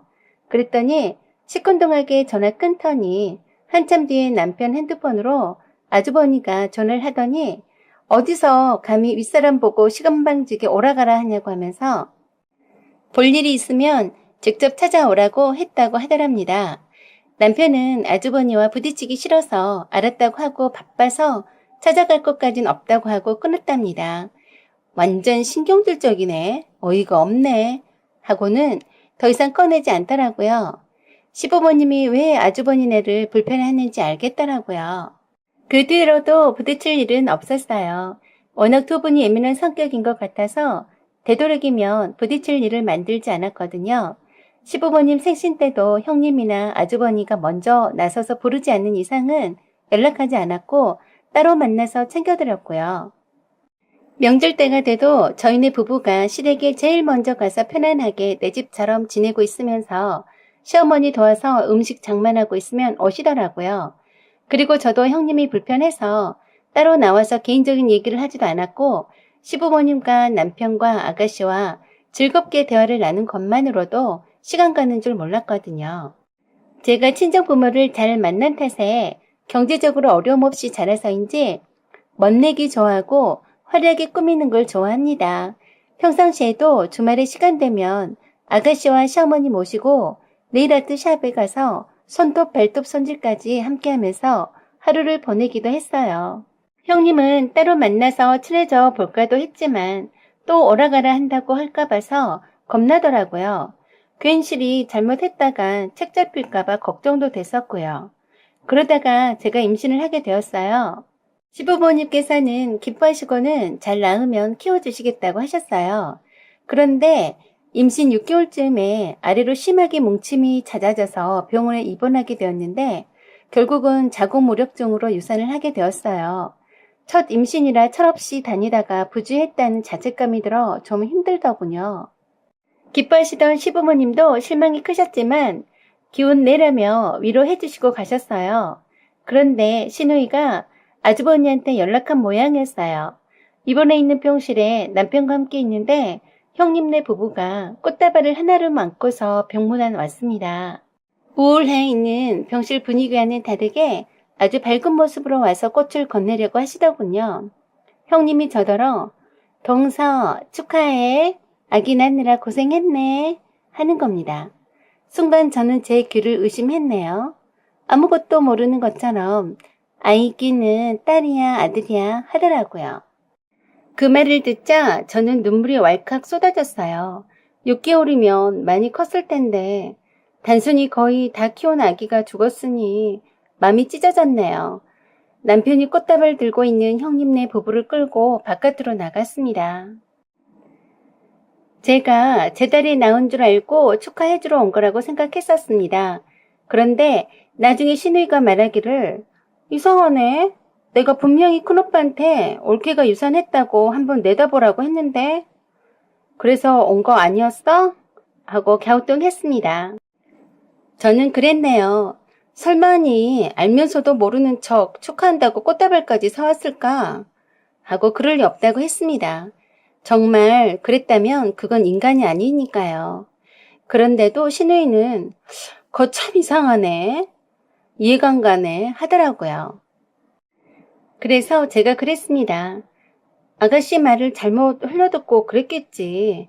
만일 정말로 알면서도 그랬다면 유산을 축하러 왔단 소린데 만일 그렇다면 하늘에서 알아서 천벌을 내려줄 거야. 그러니 두고 보자고 했습니다. 형님은 애를 둘씩이나 낳아 키우고 있는데 뱃속에 10달 키워야 낳을 수 있다는 걸 모를 리 없었고 제가 아직 어림잡아도 6개월밖에 되지 않는다는 걸 알 것도 같은데 좀 이상한 생각이 들었습니다. 아무튼 저는 그렇게 다음 임신을 위해서 자궁 무력증 수술을 받았습니다. 그런 지 몇 달 후에 형님의 셋째 임신 소식이 들려왔습니다. 첫째와 둘째 모두 딸이어서 아들을 바라고 셋째를 가지셨다고 했어요. 그런 후 10달이 지나서 원하시는 아들을 낳으셨어요. 기다리던 아들이라서인지 무척이나 기뻐하셨고 저희도 축하를 해주었습니다. 아기 100일 잔치도 집으로 식구들을 초대할 만큼 형님네 부부의 셋째 아들 사랑은 대단하셨어요. 그런데 아기가 4개월 되던 즈음에 형님은 베이비시터를 한나절 고용하고서 바깥일을 하려고 했습니다. 그 베이비시터는 같은 교회 집사님이신데 아기 봐주는 경력도 있고 해서 믿고 맡기셨다고 했어요. 2달쯤에 갑자기 아기가 경기를 일으키고 쭉 뻗었다고 연락이 왔더랬습니다. 지극히 정상이던 겨우 6개월밖에 되지 않던 아기가 간이 너무 손상돼서 살 수 없다고 했답니다. 아스피린 과다 복용으로 의심된다고 했다네요. 아니면 감기약을 과다 복용했던 것으로 추정된다고 의사의 소견을 밝히더랍니다. 그렇게 형님네 6개월밖에 안 된 아기는 병원에 일주일 만에 하늘나라로 갔습니다. 베이비시터인 교회 집사는 사람이 엄청 좋아 보이는 아주머니였는데 감기 때문에 병원에 간 건 사실이지만 조제 한 대로 먹였다고 했고 조제해준 약국에 가서 조사를 했지만 자기네들 아무 문제 없이 정량대로 했다고 주장하더랍니다. 물론 병원 처방 전에도 아무 이상이 없었다고 했어요. 남편이 약사이기 때문에 약국에서 조제해준 약의 정량도 정확했었다고 했습니다. 그렇다면 베이비시터가 아기에게 약을 많이 먹였다는 결론인데 의심만 갈 뿐이지 증거를 찾을 수 없었답니다. 그 베이비시터도 교회에서 신망이 있던 사람이라 뚜렷한 증거도 없이 마냥 의심만 할 수 없었다네요. 막연히 약을 많이 먹인 게 아닐까? 어쨌든 아기를 잘못 돌본 건 사실이라서 원망을 했답니다. 형님네 부부는 하늘이 무너질 듯이 아기 잃은 슬픔에 가슴 찢어지는 고통을 맛봤다고 합니다. 저희네 부부도 그 고통을 이해할 수 있습니다. 저도 이렇게 아기가 갑작스럽게 죽었다고 하니 믿겨지지가 않고 충격인데 형님은 얼마나 힘드실까요? 아무도 들어오지 못하게 하고 아기를 안고 한나절을 보냈어요. 제가 들어가서 형님한테 이제 하늘나라로 잘 보내주자고 했고 죄짓지 않은 순전한 아기이니 꼭 행복한 하늘나라로 천사가 데리고 갈 것이라고 위로했습니다. 저도 그런 심정으로 아기를 하늘나라로 보냈어요. 하고 말씀드렸어요. 그랬더니 통곡을 하시면서 모두 다 내 죄다. 내가 죄가 많아서 아기가 죽은 거야. 하고 큰 소리로 외치면서 우셨습니다. 그리고는 갑자기 저에게 미안하고 잘못했다고 말하면서 동서한테 지은 죄를 우리 아이가 대신 받았다고 엉엉 우셨습니다. 저는 그런 말씀 하지 말라고 하면서 함께 얼싸안고 울었습니다. 오히려 제가 더 미안해요, 형님. 천벌을 받을 거라고 저주를 해서 그런 것이 아닌가 싶어서 정말 미안합니다. 하고 속으로 되뇌었습니다. 그 뒤로 저는 가엾은 형님을 친언니처럼 잘 따르고 시부모님이나 아가씨에게 하는 것처럼 잘 해야겠다고 생각했어요. 그런 저를 형님도 잘 받아주셨고 서로 따뜻하게 위해주는 한 가족이 되었습니다. 그러면서 점차 남편과 아주버니 사이에도 있었던 벽도 허물어지더군요. 서로 가졌던 오해와 불신도 점차 사라지는 느낌이었고 점차로 시부모님도 형님과 아주버니에게도 따뜻한 말을 건네시면서 사이가 많이 가까워지는 듯 보여서 참 보기가 좋습니다. 사연은 여기까지입니다. 여러분의 생각과 비슷한 경험 있으시면 말씀 나눠주세요. 그리고 구독과 좋아요, 알림 설정 부탁드립니다. 사연 제보도 기다립니다. 지금까지 시청해주셔서 감사드립니다.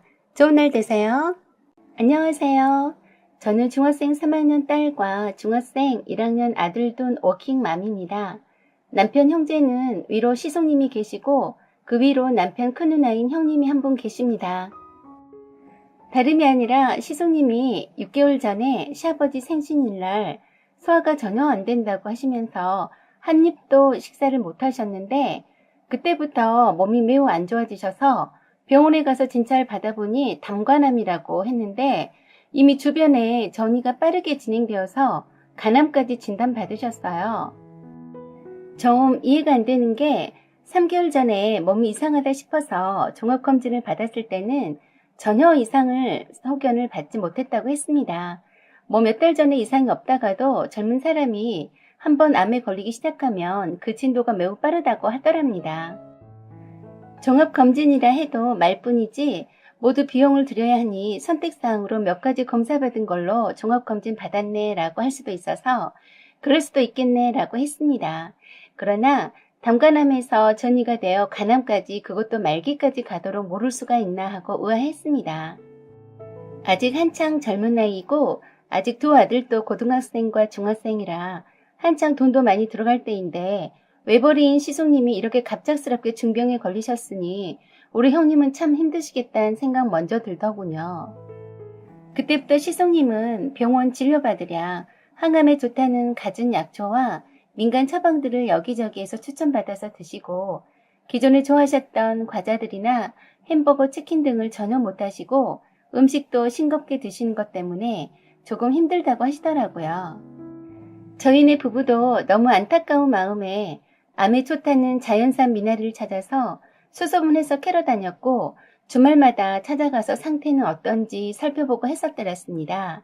형님은 기존에 있는 돈을 모두 다 병원비로 쏟아 넣었고 간병하느라 바쁘니 따로 생활비를 벌러 다닐 수도 없는 상황이었습니다.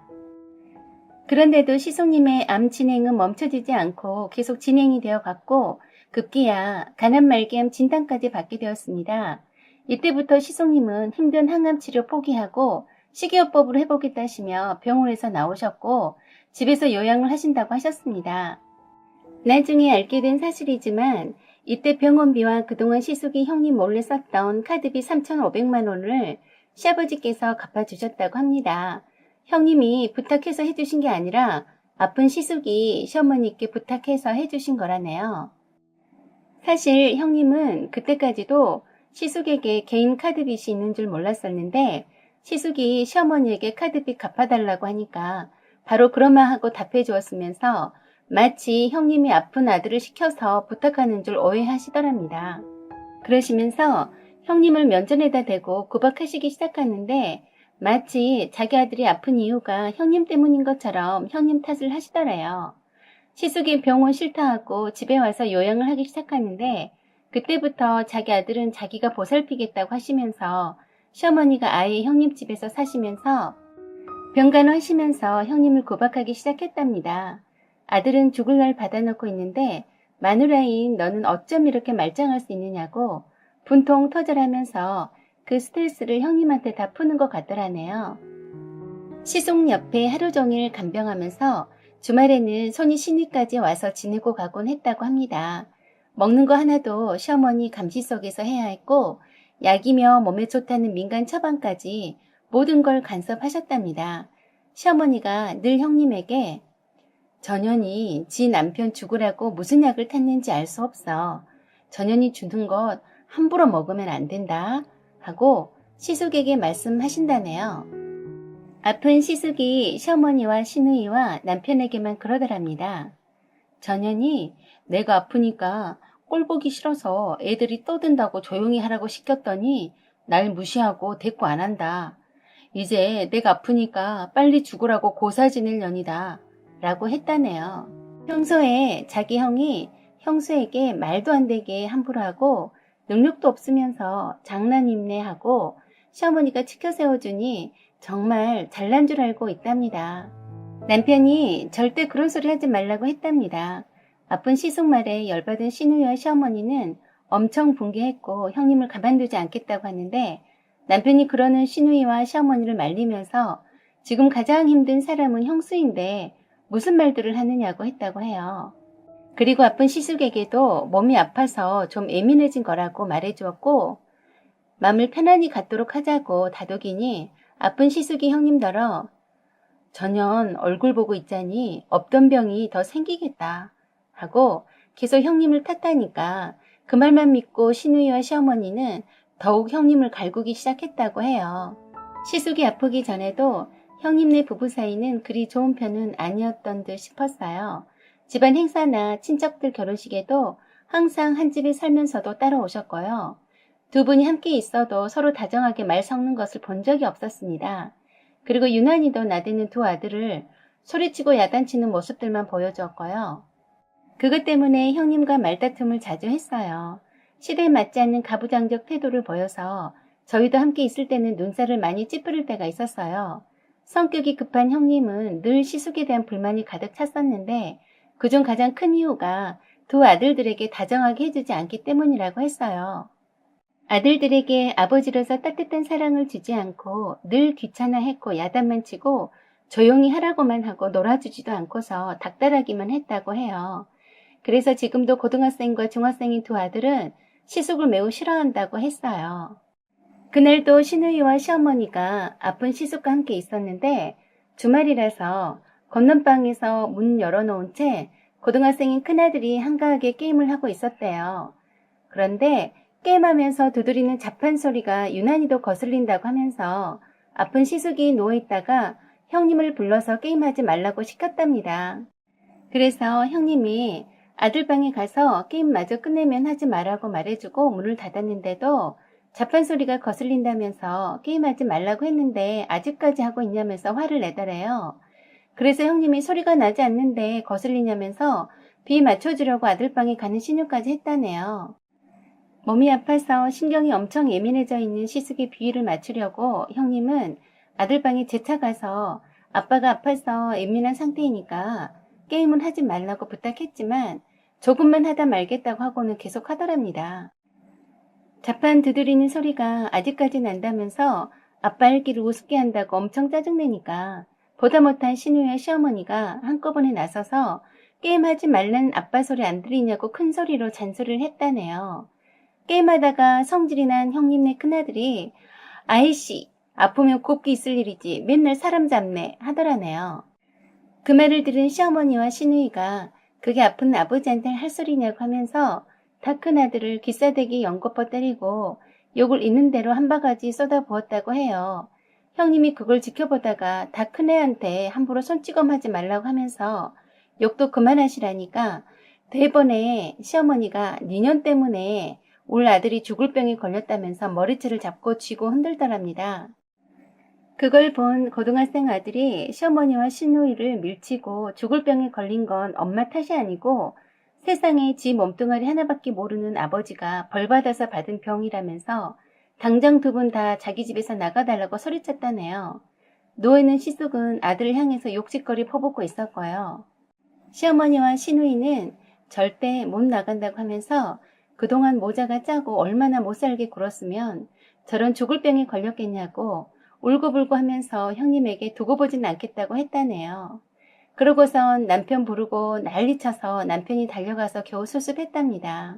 시어머니는 손자가 폐륜을 저질렀다고 계속 잔소리하면서 천하의 못된 며느리가 자식을 저렇게 키워놨으니 아들이 죽을 병에 안 걸리고 백이냐고 한탄하셨어요. 그때도 남편은 아픈 시숙에게나 시어머니와 시누이에게 분명히 말해주었답니다. 자식은 형수 혼자 키웁니까? 형 아들이에요, 엄마. 형수 탓 아니에요. 자식도 죄가 없어요. 부모가 잘못 키운 탓이죠. 형 잘못도 있다는 거죠. 그러니까 막무가내로 형수가 잘못했다고 하지 말아요. 하면서 조카에게 가서 등 한번 두드려주고 괜찮다고 하면서 따뜻하게 해주었더니 조카도 씩씩거리고 있다가 얼마나 마음이 상했는지 눈물을 흘리더래요. 그때부터 시어머니와 시누이의 레파토리는 형님과 형님네 두 아들들을 싸잡아서 천하의 몹쓸 것들이라고 하고 틈만 나면 욕하니까 형님네 아들들도 아픈 시숙 옆에 있는 시어머니와 시누이를 원수 보듯 했습니다. 그러면서 시숙은 좋아지지 않고 갈수록 심해지면서 부종이 생기고 통증도 심해지기 시작하면서 더욱 신경이 예민해졌고 잠을 제대로 자지 못해서 수면제까지 복용하기 시작했는데 특히 밤에 자다가 통증 때문에 깨면 고통스러워해서 통증약을 먹이면서 진정시켜주곤 하는데 형님이 시숙 옆에서 밤새 간호하도록 시키고선 잠자는 꼴을 못 본답니다. 시어머니와 시누이가 돌아가면서 지켜보다가 형님이 밤새 잠깐이라도 잠들면 깨어나 있으라고 꼬집고 눈 뜨고 병자를 지켜보라고 한다네요. 밤새 별일이 없더라도 시속 옆에 앉아서 지켜보라고 하면서 자는지 안 자는지 한 번씩 확인하더랍니다. 그렇게 꼬박 잠도 한숨 못 자고 다음날 시누이와 시어머니 새끼 식사 준비해야 했고 집안일까지 아픈 시숙 먹거리 심부름까지 했다면서 잠을 안 재우니 죽을 것 같다면서 제 앞에서 펑펑 울더라고요. 아마 그때 당시 시아버지께서 형님네 생활비를 조금 보태시는 것 같아서요. 말기암 환자로 누워 계시는 시숙한테만 모든 사람들이 집중되어 있어서 어느 누구 하나 형님을 챙기는 사람은 없어 보여서 같은 여자로서 참 안타까웠네요. 이런 상태로 간다면 정작 아픈 사람보다 간병하는 사람이 먼저 가겠다라는 생각이 들었어요. 제가 어떻게 형님을 도와드릴 방법이 없더군요. 그냥 남편에게 형님이 잠 좀 자게 해달라고 시어머니께 말씀드려 보라고만 했죠. 그렇게 해서 시숙님은 병마를 이기지 못하고 호스피스 병동에 가시다가 어느 날 가족이 모두 다 있고 목사님 기도 속에서 편안히 돌아가셨습니다. 호스피스 병동에 있을 때 제가 형님을 챙겨서 틈만 나면 잠을 자게 해드렸어요. 저는 시누이나 시어머니한테 기죽지 않고 할 말은 하는 며느리이고 입바른 소리를 당당히 하는 사람이라서 병동 갈 때마다 형님을 보호자실로 데리고 와서 잠을 재우곤 했어요. 저 말고는 아무도 챙겨주는 사람이 없었습니다. 시숙님 돌아가시기 전에 두 아들들하고도 화해했고 조금은 억지스러워 보였지만 형님하고도 마지막 말을 나누는 것처럼 보였어요. 임종은 참 아름답고 행복한 모습이었죠. 그래서 막상 형님네 아들만 빼고는 아무도 슬퍼하는 사람은 없었어요. 의사가 마지막에 돌아가셨다고 선언하니 호스피스 병동 간호사들이 와서 시신을 닦아야 한다고 하니까 전 일부러 밖으로 나와 있었습니다. 당연하게 생각하고 장례식 준비 절차를 신우에 얘기하고 있었어요. 그런데 시신을 닦고 있는 병실 안에서 저를 죽으라고 불렀어요. 남편이 대신 들어갔더랬습니다. 그런데도 계속 저를 부르더라고요. 아니 무슨 일인가 싶어서 빼꼼히 들어갔는데 시숙이 시신의 옷을 다 벗기고 사후 경직이 일어나기 전에 빨리 씻어야 한다면서 바쁘게 간호사 두 분이 나서서 1차적으로 씻기고 옷을 갈아입히는 것 같았어요. 시신에서 나온 오물 냄새가 엄청 진동하고 시신을 완전 발가벗긴 채 놓여 있어서 순간 놀래서 얼른 문 닫고 복도로 나왔어요. 이미 그 방 안에는 형님과 남편도 있었고요. 그랬더니 시어머니가 잔뜩 화가 나서 들어와서 씻기는 거 도우지 않고 뭐하냐고 고래고래 소리 질렀습니다. 전 너무 황당해서 아니 어머니 아들이니 어머니가 씻겨서 하늘나라에 보내드려야죠. 제가 어찌 시숙몸에 손을 대요. 참 이해가 안 되는 게 그 와중에도 어떻게 며느리 보고 이제 막 돌아가신 분 기저귀에 싼 똥이며 오물이 묻어있는 걸 다 닦으라고 하는지 이해가 안 갔습니다. 아니 그리고 돌아가신 분에 대한 예의가 아니지 않나요? 갑자기 아드님이 돌아가시니까 치매를 잡섰나 하고 의심까지 들더군요. 그러니까 시어머니가 자기가 바빠 죽겠는데 넌 왜 이렇게 한가하게 있냐고 분톡 터진다고 하네요. 그래서 제가 어머님 딸도 여기에 한가하게 있잖아요. 왜 저만 가지고 그러세요? 어머님도 아드님 몸 닦기 싫으시면 간호사들이 있으니 그만두세요. 했더니 그게 할 소리냐며 얼른 깨끗이 해서 보내줘야 한다고 하면서 어미나 가족들이 지켜보고 직접 닦아줘야 한다고 하면서 신경질을 내더라고요. 그래서 제가 어머님 아들이니 어머님이 알아서 하세요. 저한테 뭘 하지 마시고요. 시누이도 있는데 굳이 저보고 와서 죽은 자기 아들 시신을 닦으라니 정말 기가 막힙니다. 옆에서 시누이가 듣다가 시어머니 데리고 들어가더라고요. 참 이상한 시어머니의 논리였네요. 하늘나라 가는 아들을 간호사한테만 맡기면 안 되고 가족이 직접 닦아줘야 한다고 하면서 그렇게 정성스럽게 해서 마지막을 보내줘야 한다고 하는 말씀이신데 거기에 왜 돌아가신 분 남동생이 처가 나서서 닦아야 하냐고요. 자기 아들 시신인데 자기가 닦으면 되지. 이해 불가인 시어머니의 사고 참 답이 없네요. 전 끝까지 병실에 들어가지 않았어요. 그건 돌아가신 시숙님도 원치 않았을 거고요. 그때 생각하면 지금도 시어머니 행동은 이해가 안 됩니다. 무슨 생각으로 저보고 돌아가신 시숙님의 시신을 남편도 있고 죽은 사람의 부인도 있고 죽은 사람의 어머니도 있는데 굳이 시누이는 부르지 않고 돌아가신 분의 동생의 철을 보고 닦으라고? 저는 말씀드리고 싶네요. 어머니가 설령 돌아가신다 해도 어머니 몸은 안 닦아드릴 거라고요. 아이고나 갑자기 걱정되네요. 만약에 시아버지 돌아가시면 임종 후에 저보고 시아버지 기저귀에 똥도 받고 몸도 닦으라고 시키겠네요.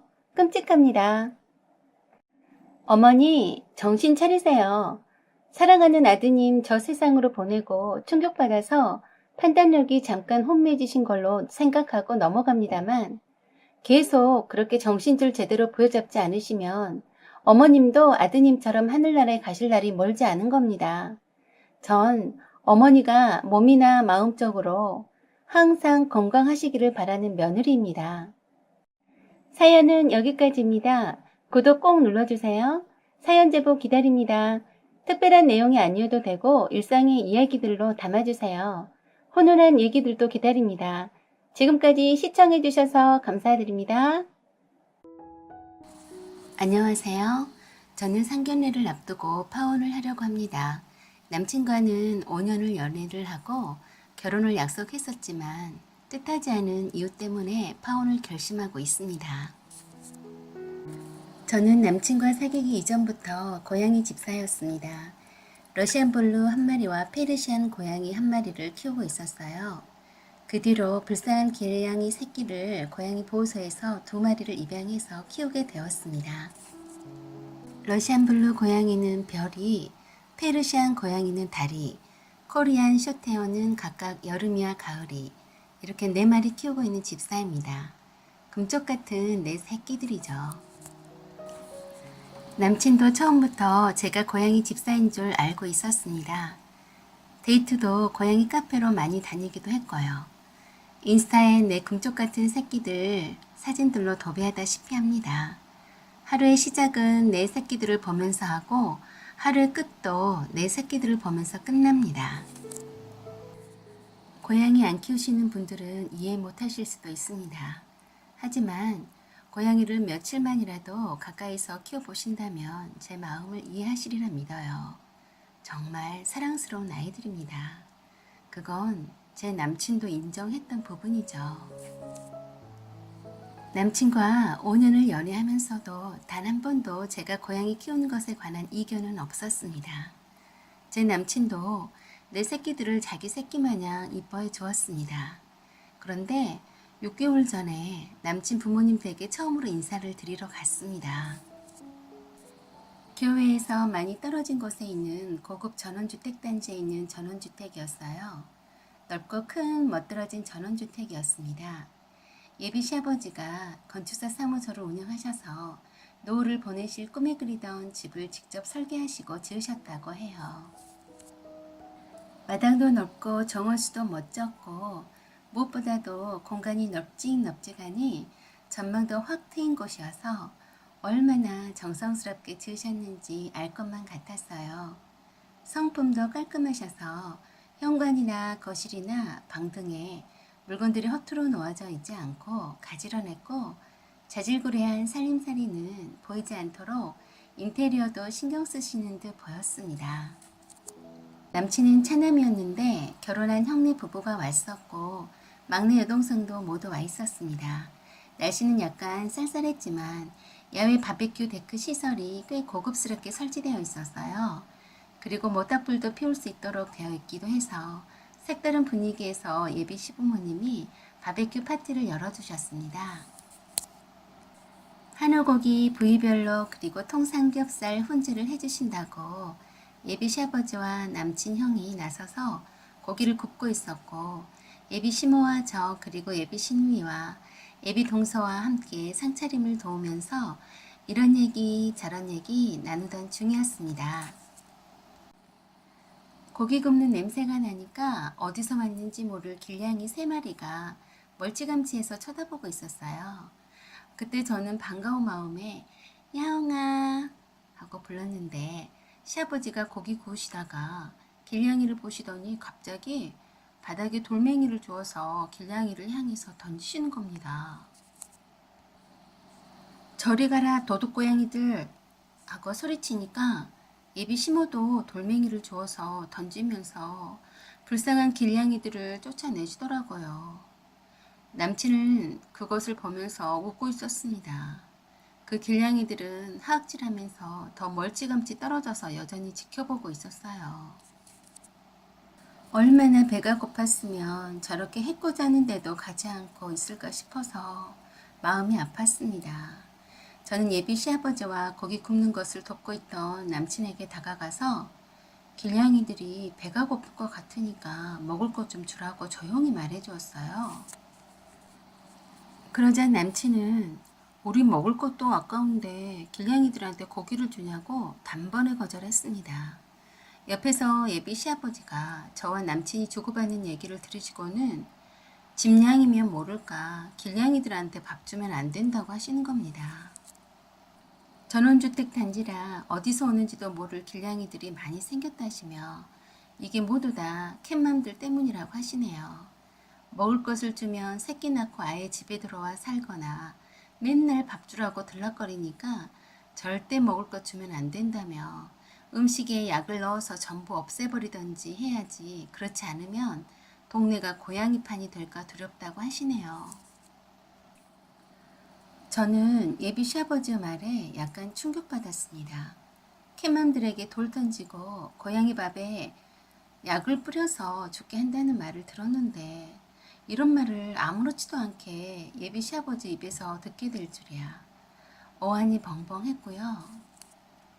한 생명을 죽이는 건 범죄 행위 아닌가요? 집 없는 길냥이들은 아무나 죽여도 괜찮은 생명인가요? 애묘인으로서 참 기가 막힌 말을 듣게 되었네요. 예비 시아버지의 말씀에 아무도 이유를 다는 가족들이 없었어요. 남친마저도 아무런 대꾸도 하지 않더라고요.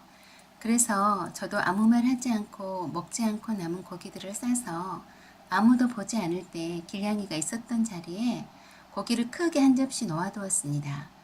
불쌍한 생명들 아닙니까? 곧 추워지면 어찌 겨울을 날지 참 걱정인 애들이네요. 저희 예비 시부모님들은 그것 말고는 다 좋으신 분들 같았어요. 예비 시부모님들과 가족들도 모두 저의 결혼을 축복해 주시는 분위기였습니다. 예비 시어머니께서 저를 딸처럼 이뻐해 주실 거라고도 말씀해 주셨어요. 그래서 자연스럽게 톡도 주고받게 되었고 남친을 통해 제 인스타에도 들어오셔서 올라온 고양이 사진을 보셨습니다. 그렇게 해서 제가 4마리 고양이 집사란 걸 아시게 되었습니다. 어느 날 주말에 신혼집을 받은 게 있다시며 예비 시어머니가 남친과 저를 부르셨습니다. 저와 남친이 모두 바쁘니 미리 예비 시어머니께서 3군데 정도 보아두셨더라고요. 저는 제일 우선순위가 고양이 방이었습니다. 4마리이다 보니 고양이 용품이 많아졌고 별도 공간이 절대적으로 필요했어요. 그런데 예비 시어머니는 남친 서재와 침실 그리고 태어날 아기 방 정도로 컨셉을 잡으시고 집을 봐두셨더라고요. 제가 집을 볼 때마다 고양이 방을 거론하니까 살짝 짜증내셨습니다. 고양이를 꼭 키워야 하는 거니? 웬만하면 다른 사람들한테 키우라고 줘버려라 하시는 겁니다. 그럴 때마다 제가 정색을 하며 아니에요. 그럴 수 없어요. 제 자식이나 마찬가지인 거예요. 하고 웃으며 말했죠. 그날 저녁 예비 시모께 감사의 의미로 저녁 식사 대접해드리고 예비 시어머니랑 남친과 함께 예쁜 디저트 카페로 모시고 갔습니다. 그리고 제가 말씀을 드렸네요. 어머니, 제가 고양이 키우는 거 별로 마음에 안 드시죠? 하니까 바로 그렇다고 끄덕이셨습니다. 하지만 별이와 달이 그리고 여름과 가을이는 저에겐 그냥 고양이가 아니에요. 제 자식입니다. 어머니가 이해하지 못하실지라도 제 자식과도 같은 애들이 맞아요. 그러니 어머니도 그렇게 이해해 주세요. 하고 말씀드렸네요. 그랬더니 예비 시모가 너네들은 자식 안 낳을 거니? 아기 있는 집에 고양이 4마리나 돼서 잘 키울 수 있겠니? 하고 혀를 차며 안 될 말이다라고 하셨습니다. 고양이 키우는 집 애들 물어봤더니 소파도 다 뜯어놓고 해서 새 물건 못 들여놓는다고 하더라. 너희 신혼살림 들이자마자 니네 고양이들이 물어 뜯어놓을 테고 혹시 네 아기한테도 핥히거나 그러면 어쩔 거고 태어날 아기한테도 소홀해질 수도 있는 거 아니니? 여러모로 생각해봐도 고양이 키우는 거 아닌 것 같다. 그 거듭 말씀하시더라고요. 남친은 옆에서 저만 보고 그만하자는 눈치만 보내기만 하고 한마디도 거들어주지 않아서 속상했습니다. 그런데 예비 시어머니가 작정한 듯 한 말씀 더 하시네요. 네가 고양이 이뻐하는 건 알겠는데 아닌 건 아닌 거다. 사람 새끼도 아니고 고양이 새끼가 어찌 자식이라고 할 수 있니? 이제 결혼하면 남편과 곧 낳을 아기한테 집중해야지. 네 직장 다니면서 고양이까지 어떻게 키운다고 고집부리니? 그러시면서 당장 갖다 버려라.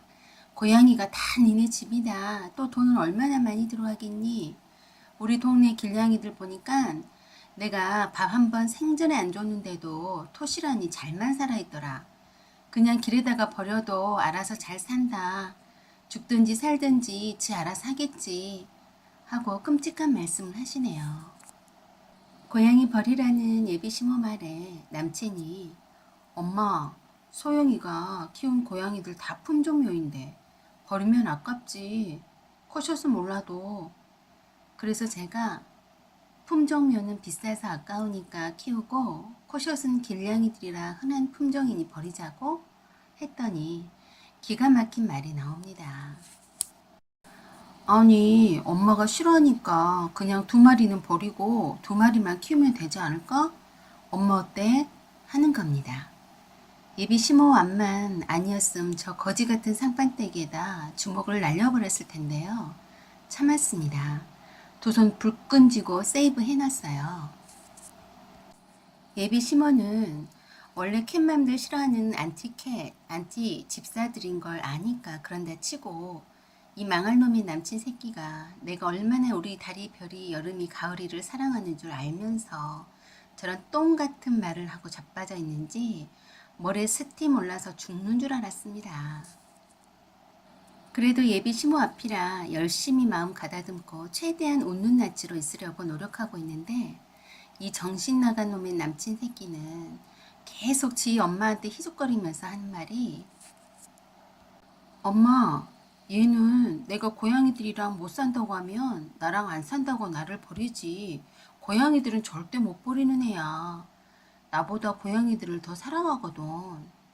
그러니까 예비 시모가 한술 더 떠서 말씀하십니다. 그래서 고양이들을 버리라는 거지. 결혼했으면 당연 사람이 우선이지 고양이가 무슨 소용이니? 하시네요. 아주 두 사람이 나를 앞에 두고 앉아서 주거니 받거니 내 대가리 스팀 폭발하는 걸 보고야 말겠다란 표정입니다. 네, 참. 전 남친을 보면서 몇 번을 주먹을 쥐락펴락, 심장은 부글부글 끓어오르고 머리는 뚜껑 나라기 일보 직전이었네요. 감히 귀한 내 새끼들을 버리라니 이게 말입니까 방구입니까? 그동안 내 앞에서 별이 달이 그리고 여름이 가을에게 주었던 수많은 하트들은 무엇이었단 말인지 이해할 수가 없었네요. 이 남친 새끼 상판떼기 날려버리고 싶어 죽는 줄 알았습니다. 암튼 예비 시모가 울 새끼들을 버리라는 충격적인 말에도 이 남친 새끼는 하나도 방패막이가 되어주지 않고 오히려 희죽거리고 비아냥거려도 저는 용케 잘 참아냈습니다.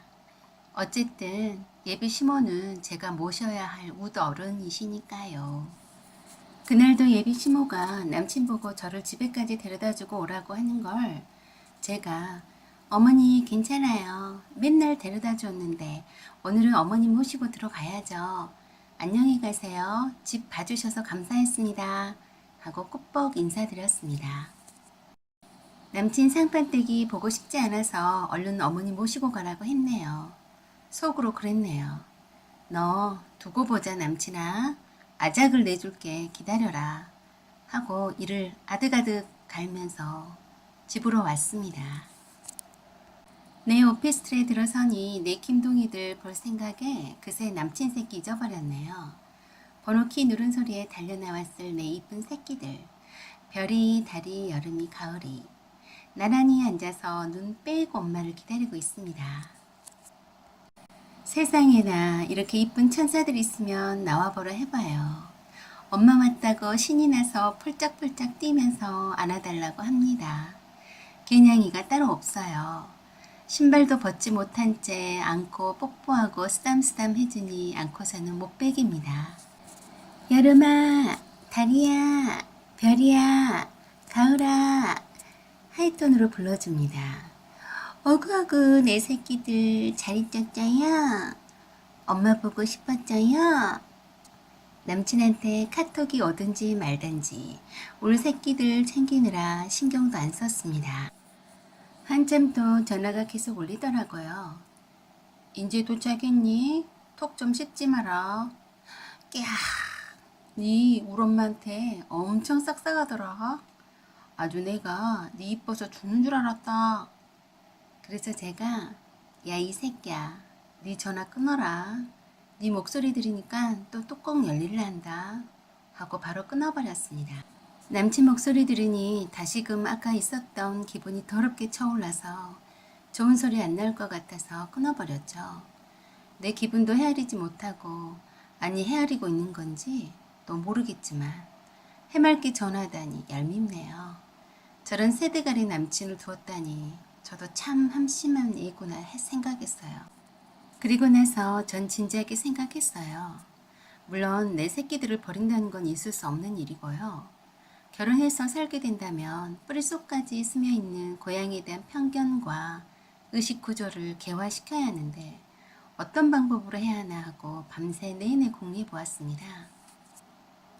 고양이는 깨끗한 동물이어서 사람들한테 해를 끼치지도 않는데 왜 인간들은 고양이를 박대하는지 이해가 안 갑니다. 배고파서 온 불쌍한 길냥이한테 돌 던지는 예비 시아버지와 예비 시어머니가 다시금 떠올라서 끔찍합니다.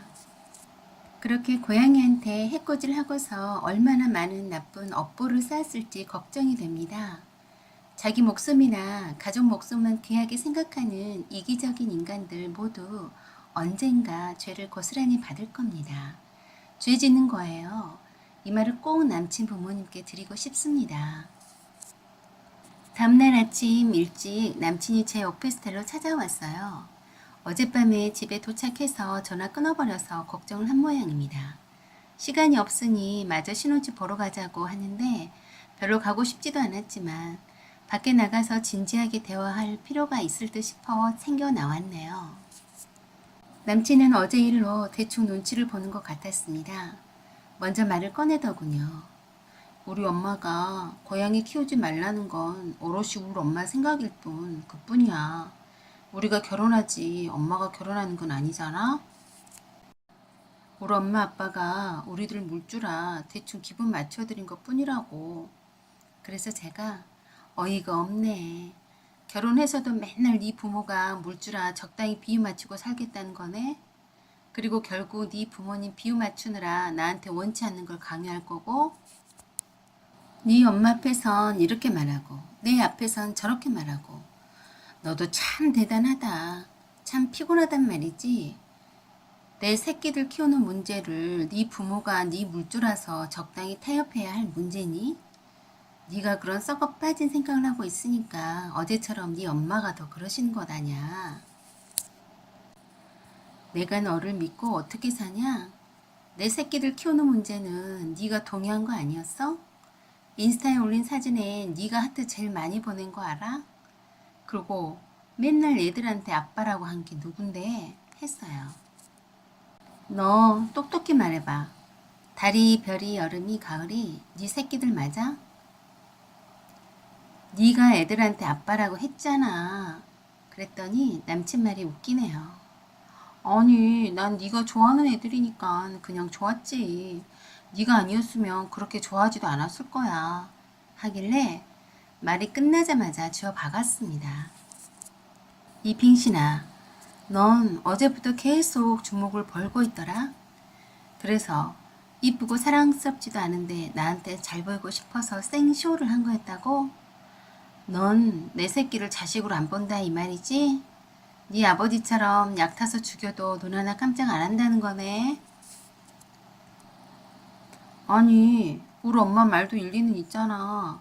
넌 고양이 네 새끼라고 나 거들떠보지도 않을 건데 내 말이는 너무 많잖아. 안 그래? 얼척이 없어서 되물었습니다. 그래서 쓰레기처럼 갖다 버리라고? 그 말을 하고 싶은 거네? 하고 재차 물었습니다. 아니, 꼭 그런 건 아니고 다른 집에 입양 보내도 되고 아니면 우리 엄마 아빠한테도 집도 넓으니 키워달라고 해도 되고 말이 끝나기 무섭게 남친 뺨을 열차게 때려버렸습니다. 어제부터 주먹을 벌더니 결국 쌍판대기 날려버렸네요. 제가 소리 질렀습니다. 네 엄마 아빠한테 내 귀한 새끼들을 사지에 보낸다고? 네가 사람이냐? 내가 눈이 돌았네. 그동안 내 앞에서 사람인 척 연기했었네. 너도 분명히 들었잖아. 고양이는 약 타서 죽여야 한다고. 그런 네 어메아베한테 내 새끼를 보내라고? 이런 싸가지 없는 놈이 돈 몇 푼에 내 새끼를 목숨 갖고 저울질하는 것 봐. 그러니까 네 엄마가 물주인데 물주가 싫어하니까 적당히 비 맞추기 위해서 내 새끼를 목숨과 맞바꾸자고 하는 거지? 에이 또라이 새끼야. 인간 좀 되라. 야, 이 또라이야. 내가 마지막으로 니한테 피가 되고 살이 되는 고급진 말 하나 해줄게. 사람한테는 신의, 믿을 신, 의로울 의 이렇게 두자 신의가 있어야 하는 거야. 너는 나한테 신의를 저버렸어. 좀 더 깨달은 다음에 다른 여자 만나라. 하마터면 이런 똥차를 탈 뻔했네. 이런 멍청한 남친 새끼는 내가 지 상판떼기 갈기자 깜짝 놀라고 내가 무슨 말 하는지도 잘 모르더라고요. 이젠 볼 일 없으니 다음부터 연락하지 마라 하고 나왔습니다. 그리고 톡도 차단하고 오피스텔로 찾아볼까봐 오피스텔도 부동산에 내놓고 당분간 친구네 집에서 출퇴근했습니다. 물론 예비 시모 톡도 모두 차단했고요. 회사 퇴근 시간 맞춰서 회사 앞에서 계속 기다리고 난리 부르스치네요. 그러던지 말던지 일주일 동안 투명인간 취급하고 있습니다. 내일 예정된 상견례 날인데 이미 파혼 선언했다고 친정 부모님께 말씀드렸습니다. 만나주지 않으니 편지를 지어주고 꼭 읽어보라고 합니다. 궁금해서 읽었습니다. 신의를 못 지켜서 미안했다며 별이 달이 여름이 가을이도 내 새끼로 받아들이겠다며 함께 잘 살자고 앞으로는 꼭 신의를 잘 지키며 살게 노라고 용서해달라고 써져 있었습니다. 그리고 예비 시부모님께도 고양이와 함께 사는 것에 대해 간섭하지 말라고 했고 그렇게 하신다고 약속받았답니다. 앞으로 부모님 눈치 보진 않겠다고 했습니다. 파혼은 유보해달라고 하고 저 말고는 어느 누구하고도 결혼하지 않겠다고 합니다. 파혼 유보할 생각 있으면 그동안 저한테 땀 맞고 속 끓이느라 못 먹어서 배고프니 국밥 사주랍니다. 자기 좀 살려주라네요. 어떻게 할까 생각하다가 한 번쯤은 기회를 주는 것도 아량 있는 여자로서 괜찮다는 생각이 들었네요. 다음날 퇴근 시간에 맞춰서 기다리고 있더라고요. 그래서 제가 다가가서 배고프니 내가 한우 고기 사줄게. 먹으러 가자 했더니 바로 팔짱 끼고 애기같이 좋아라 합니다. 어쨌든 파혼했다가 파혼 유보로 돌아섰습니다. 동안 사귀어온 정을 봐서라도 한 번쯤은 기회를 더 준 겁니다. 여기까지가 저의 파혼한 썰입니다. 비록 파혼 유보 중이지만 나중에 후기 사연 적어 올리겠습니다. 시청해주셔서 감사드립니다. 구독과 좋아요 그리고 댓글 부탁드려요. 사연 제보는 소중히 받아서 읽어드리겠습니다. 감사합니다.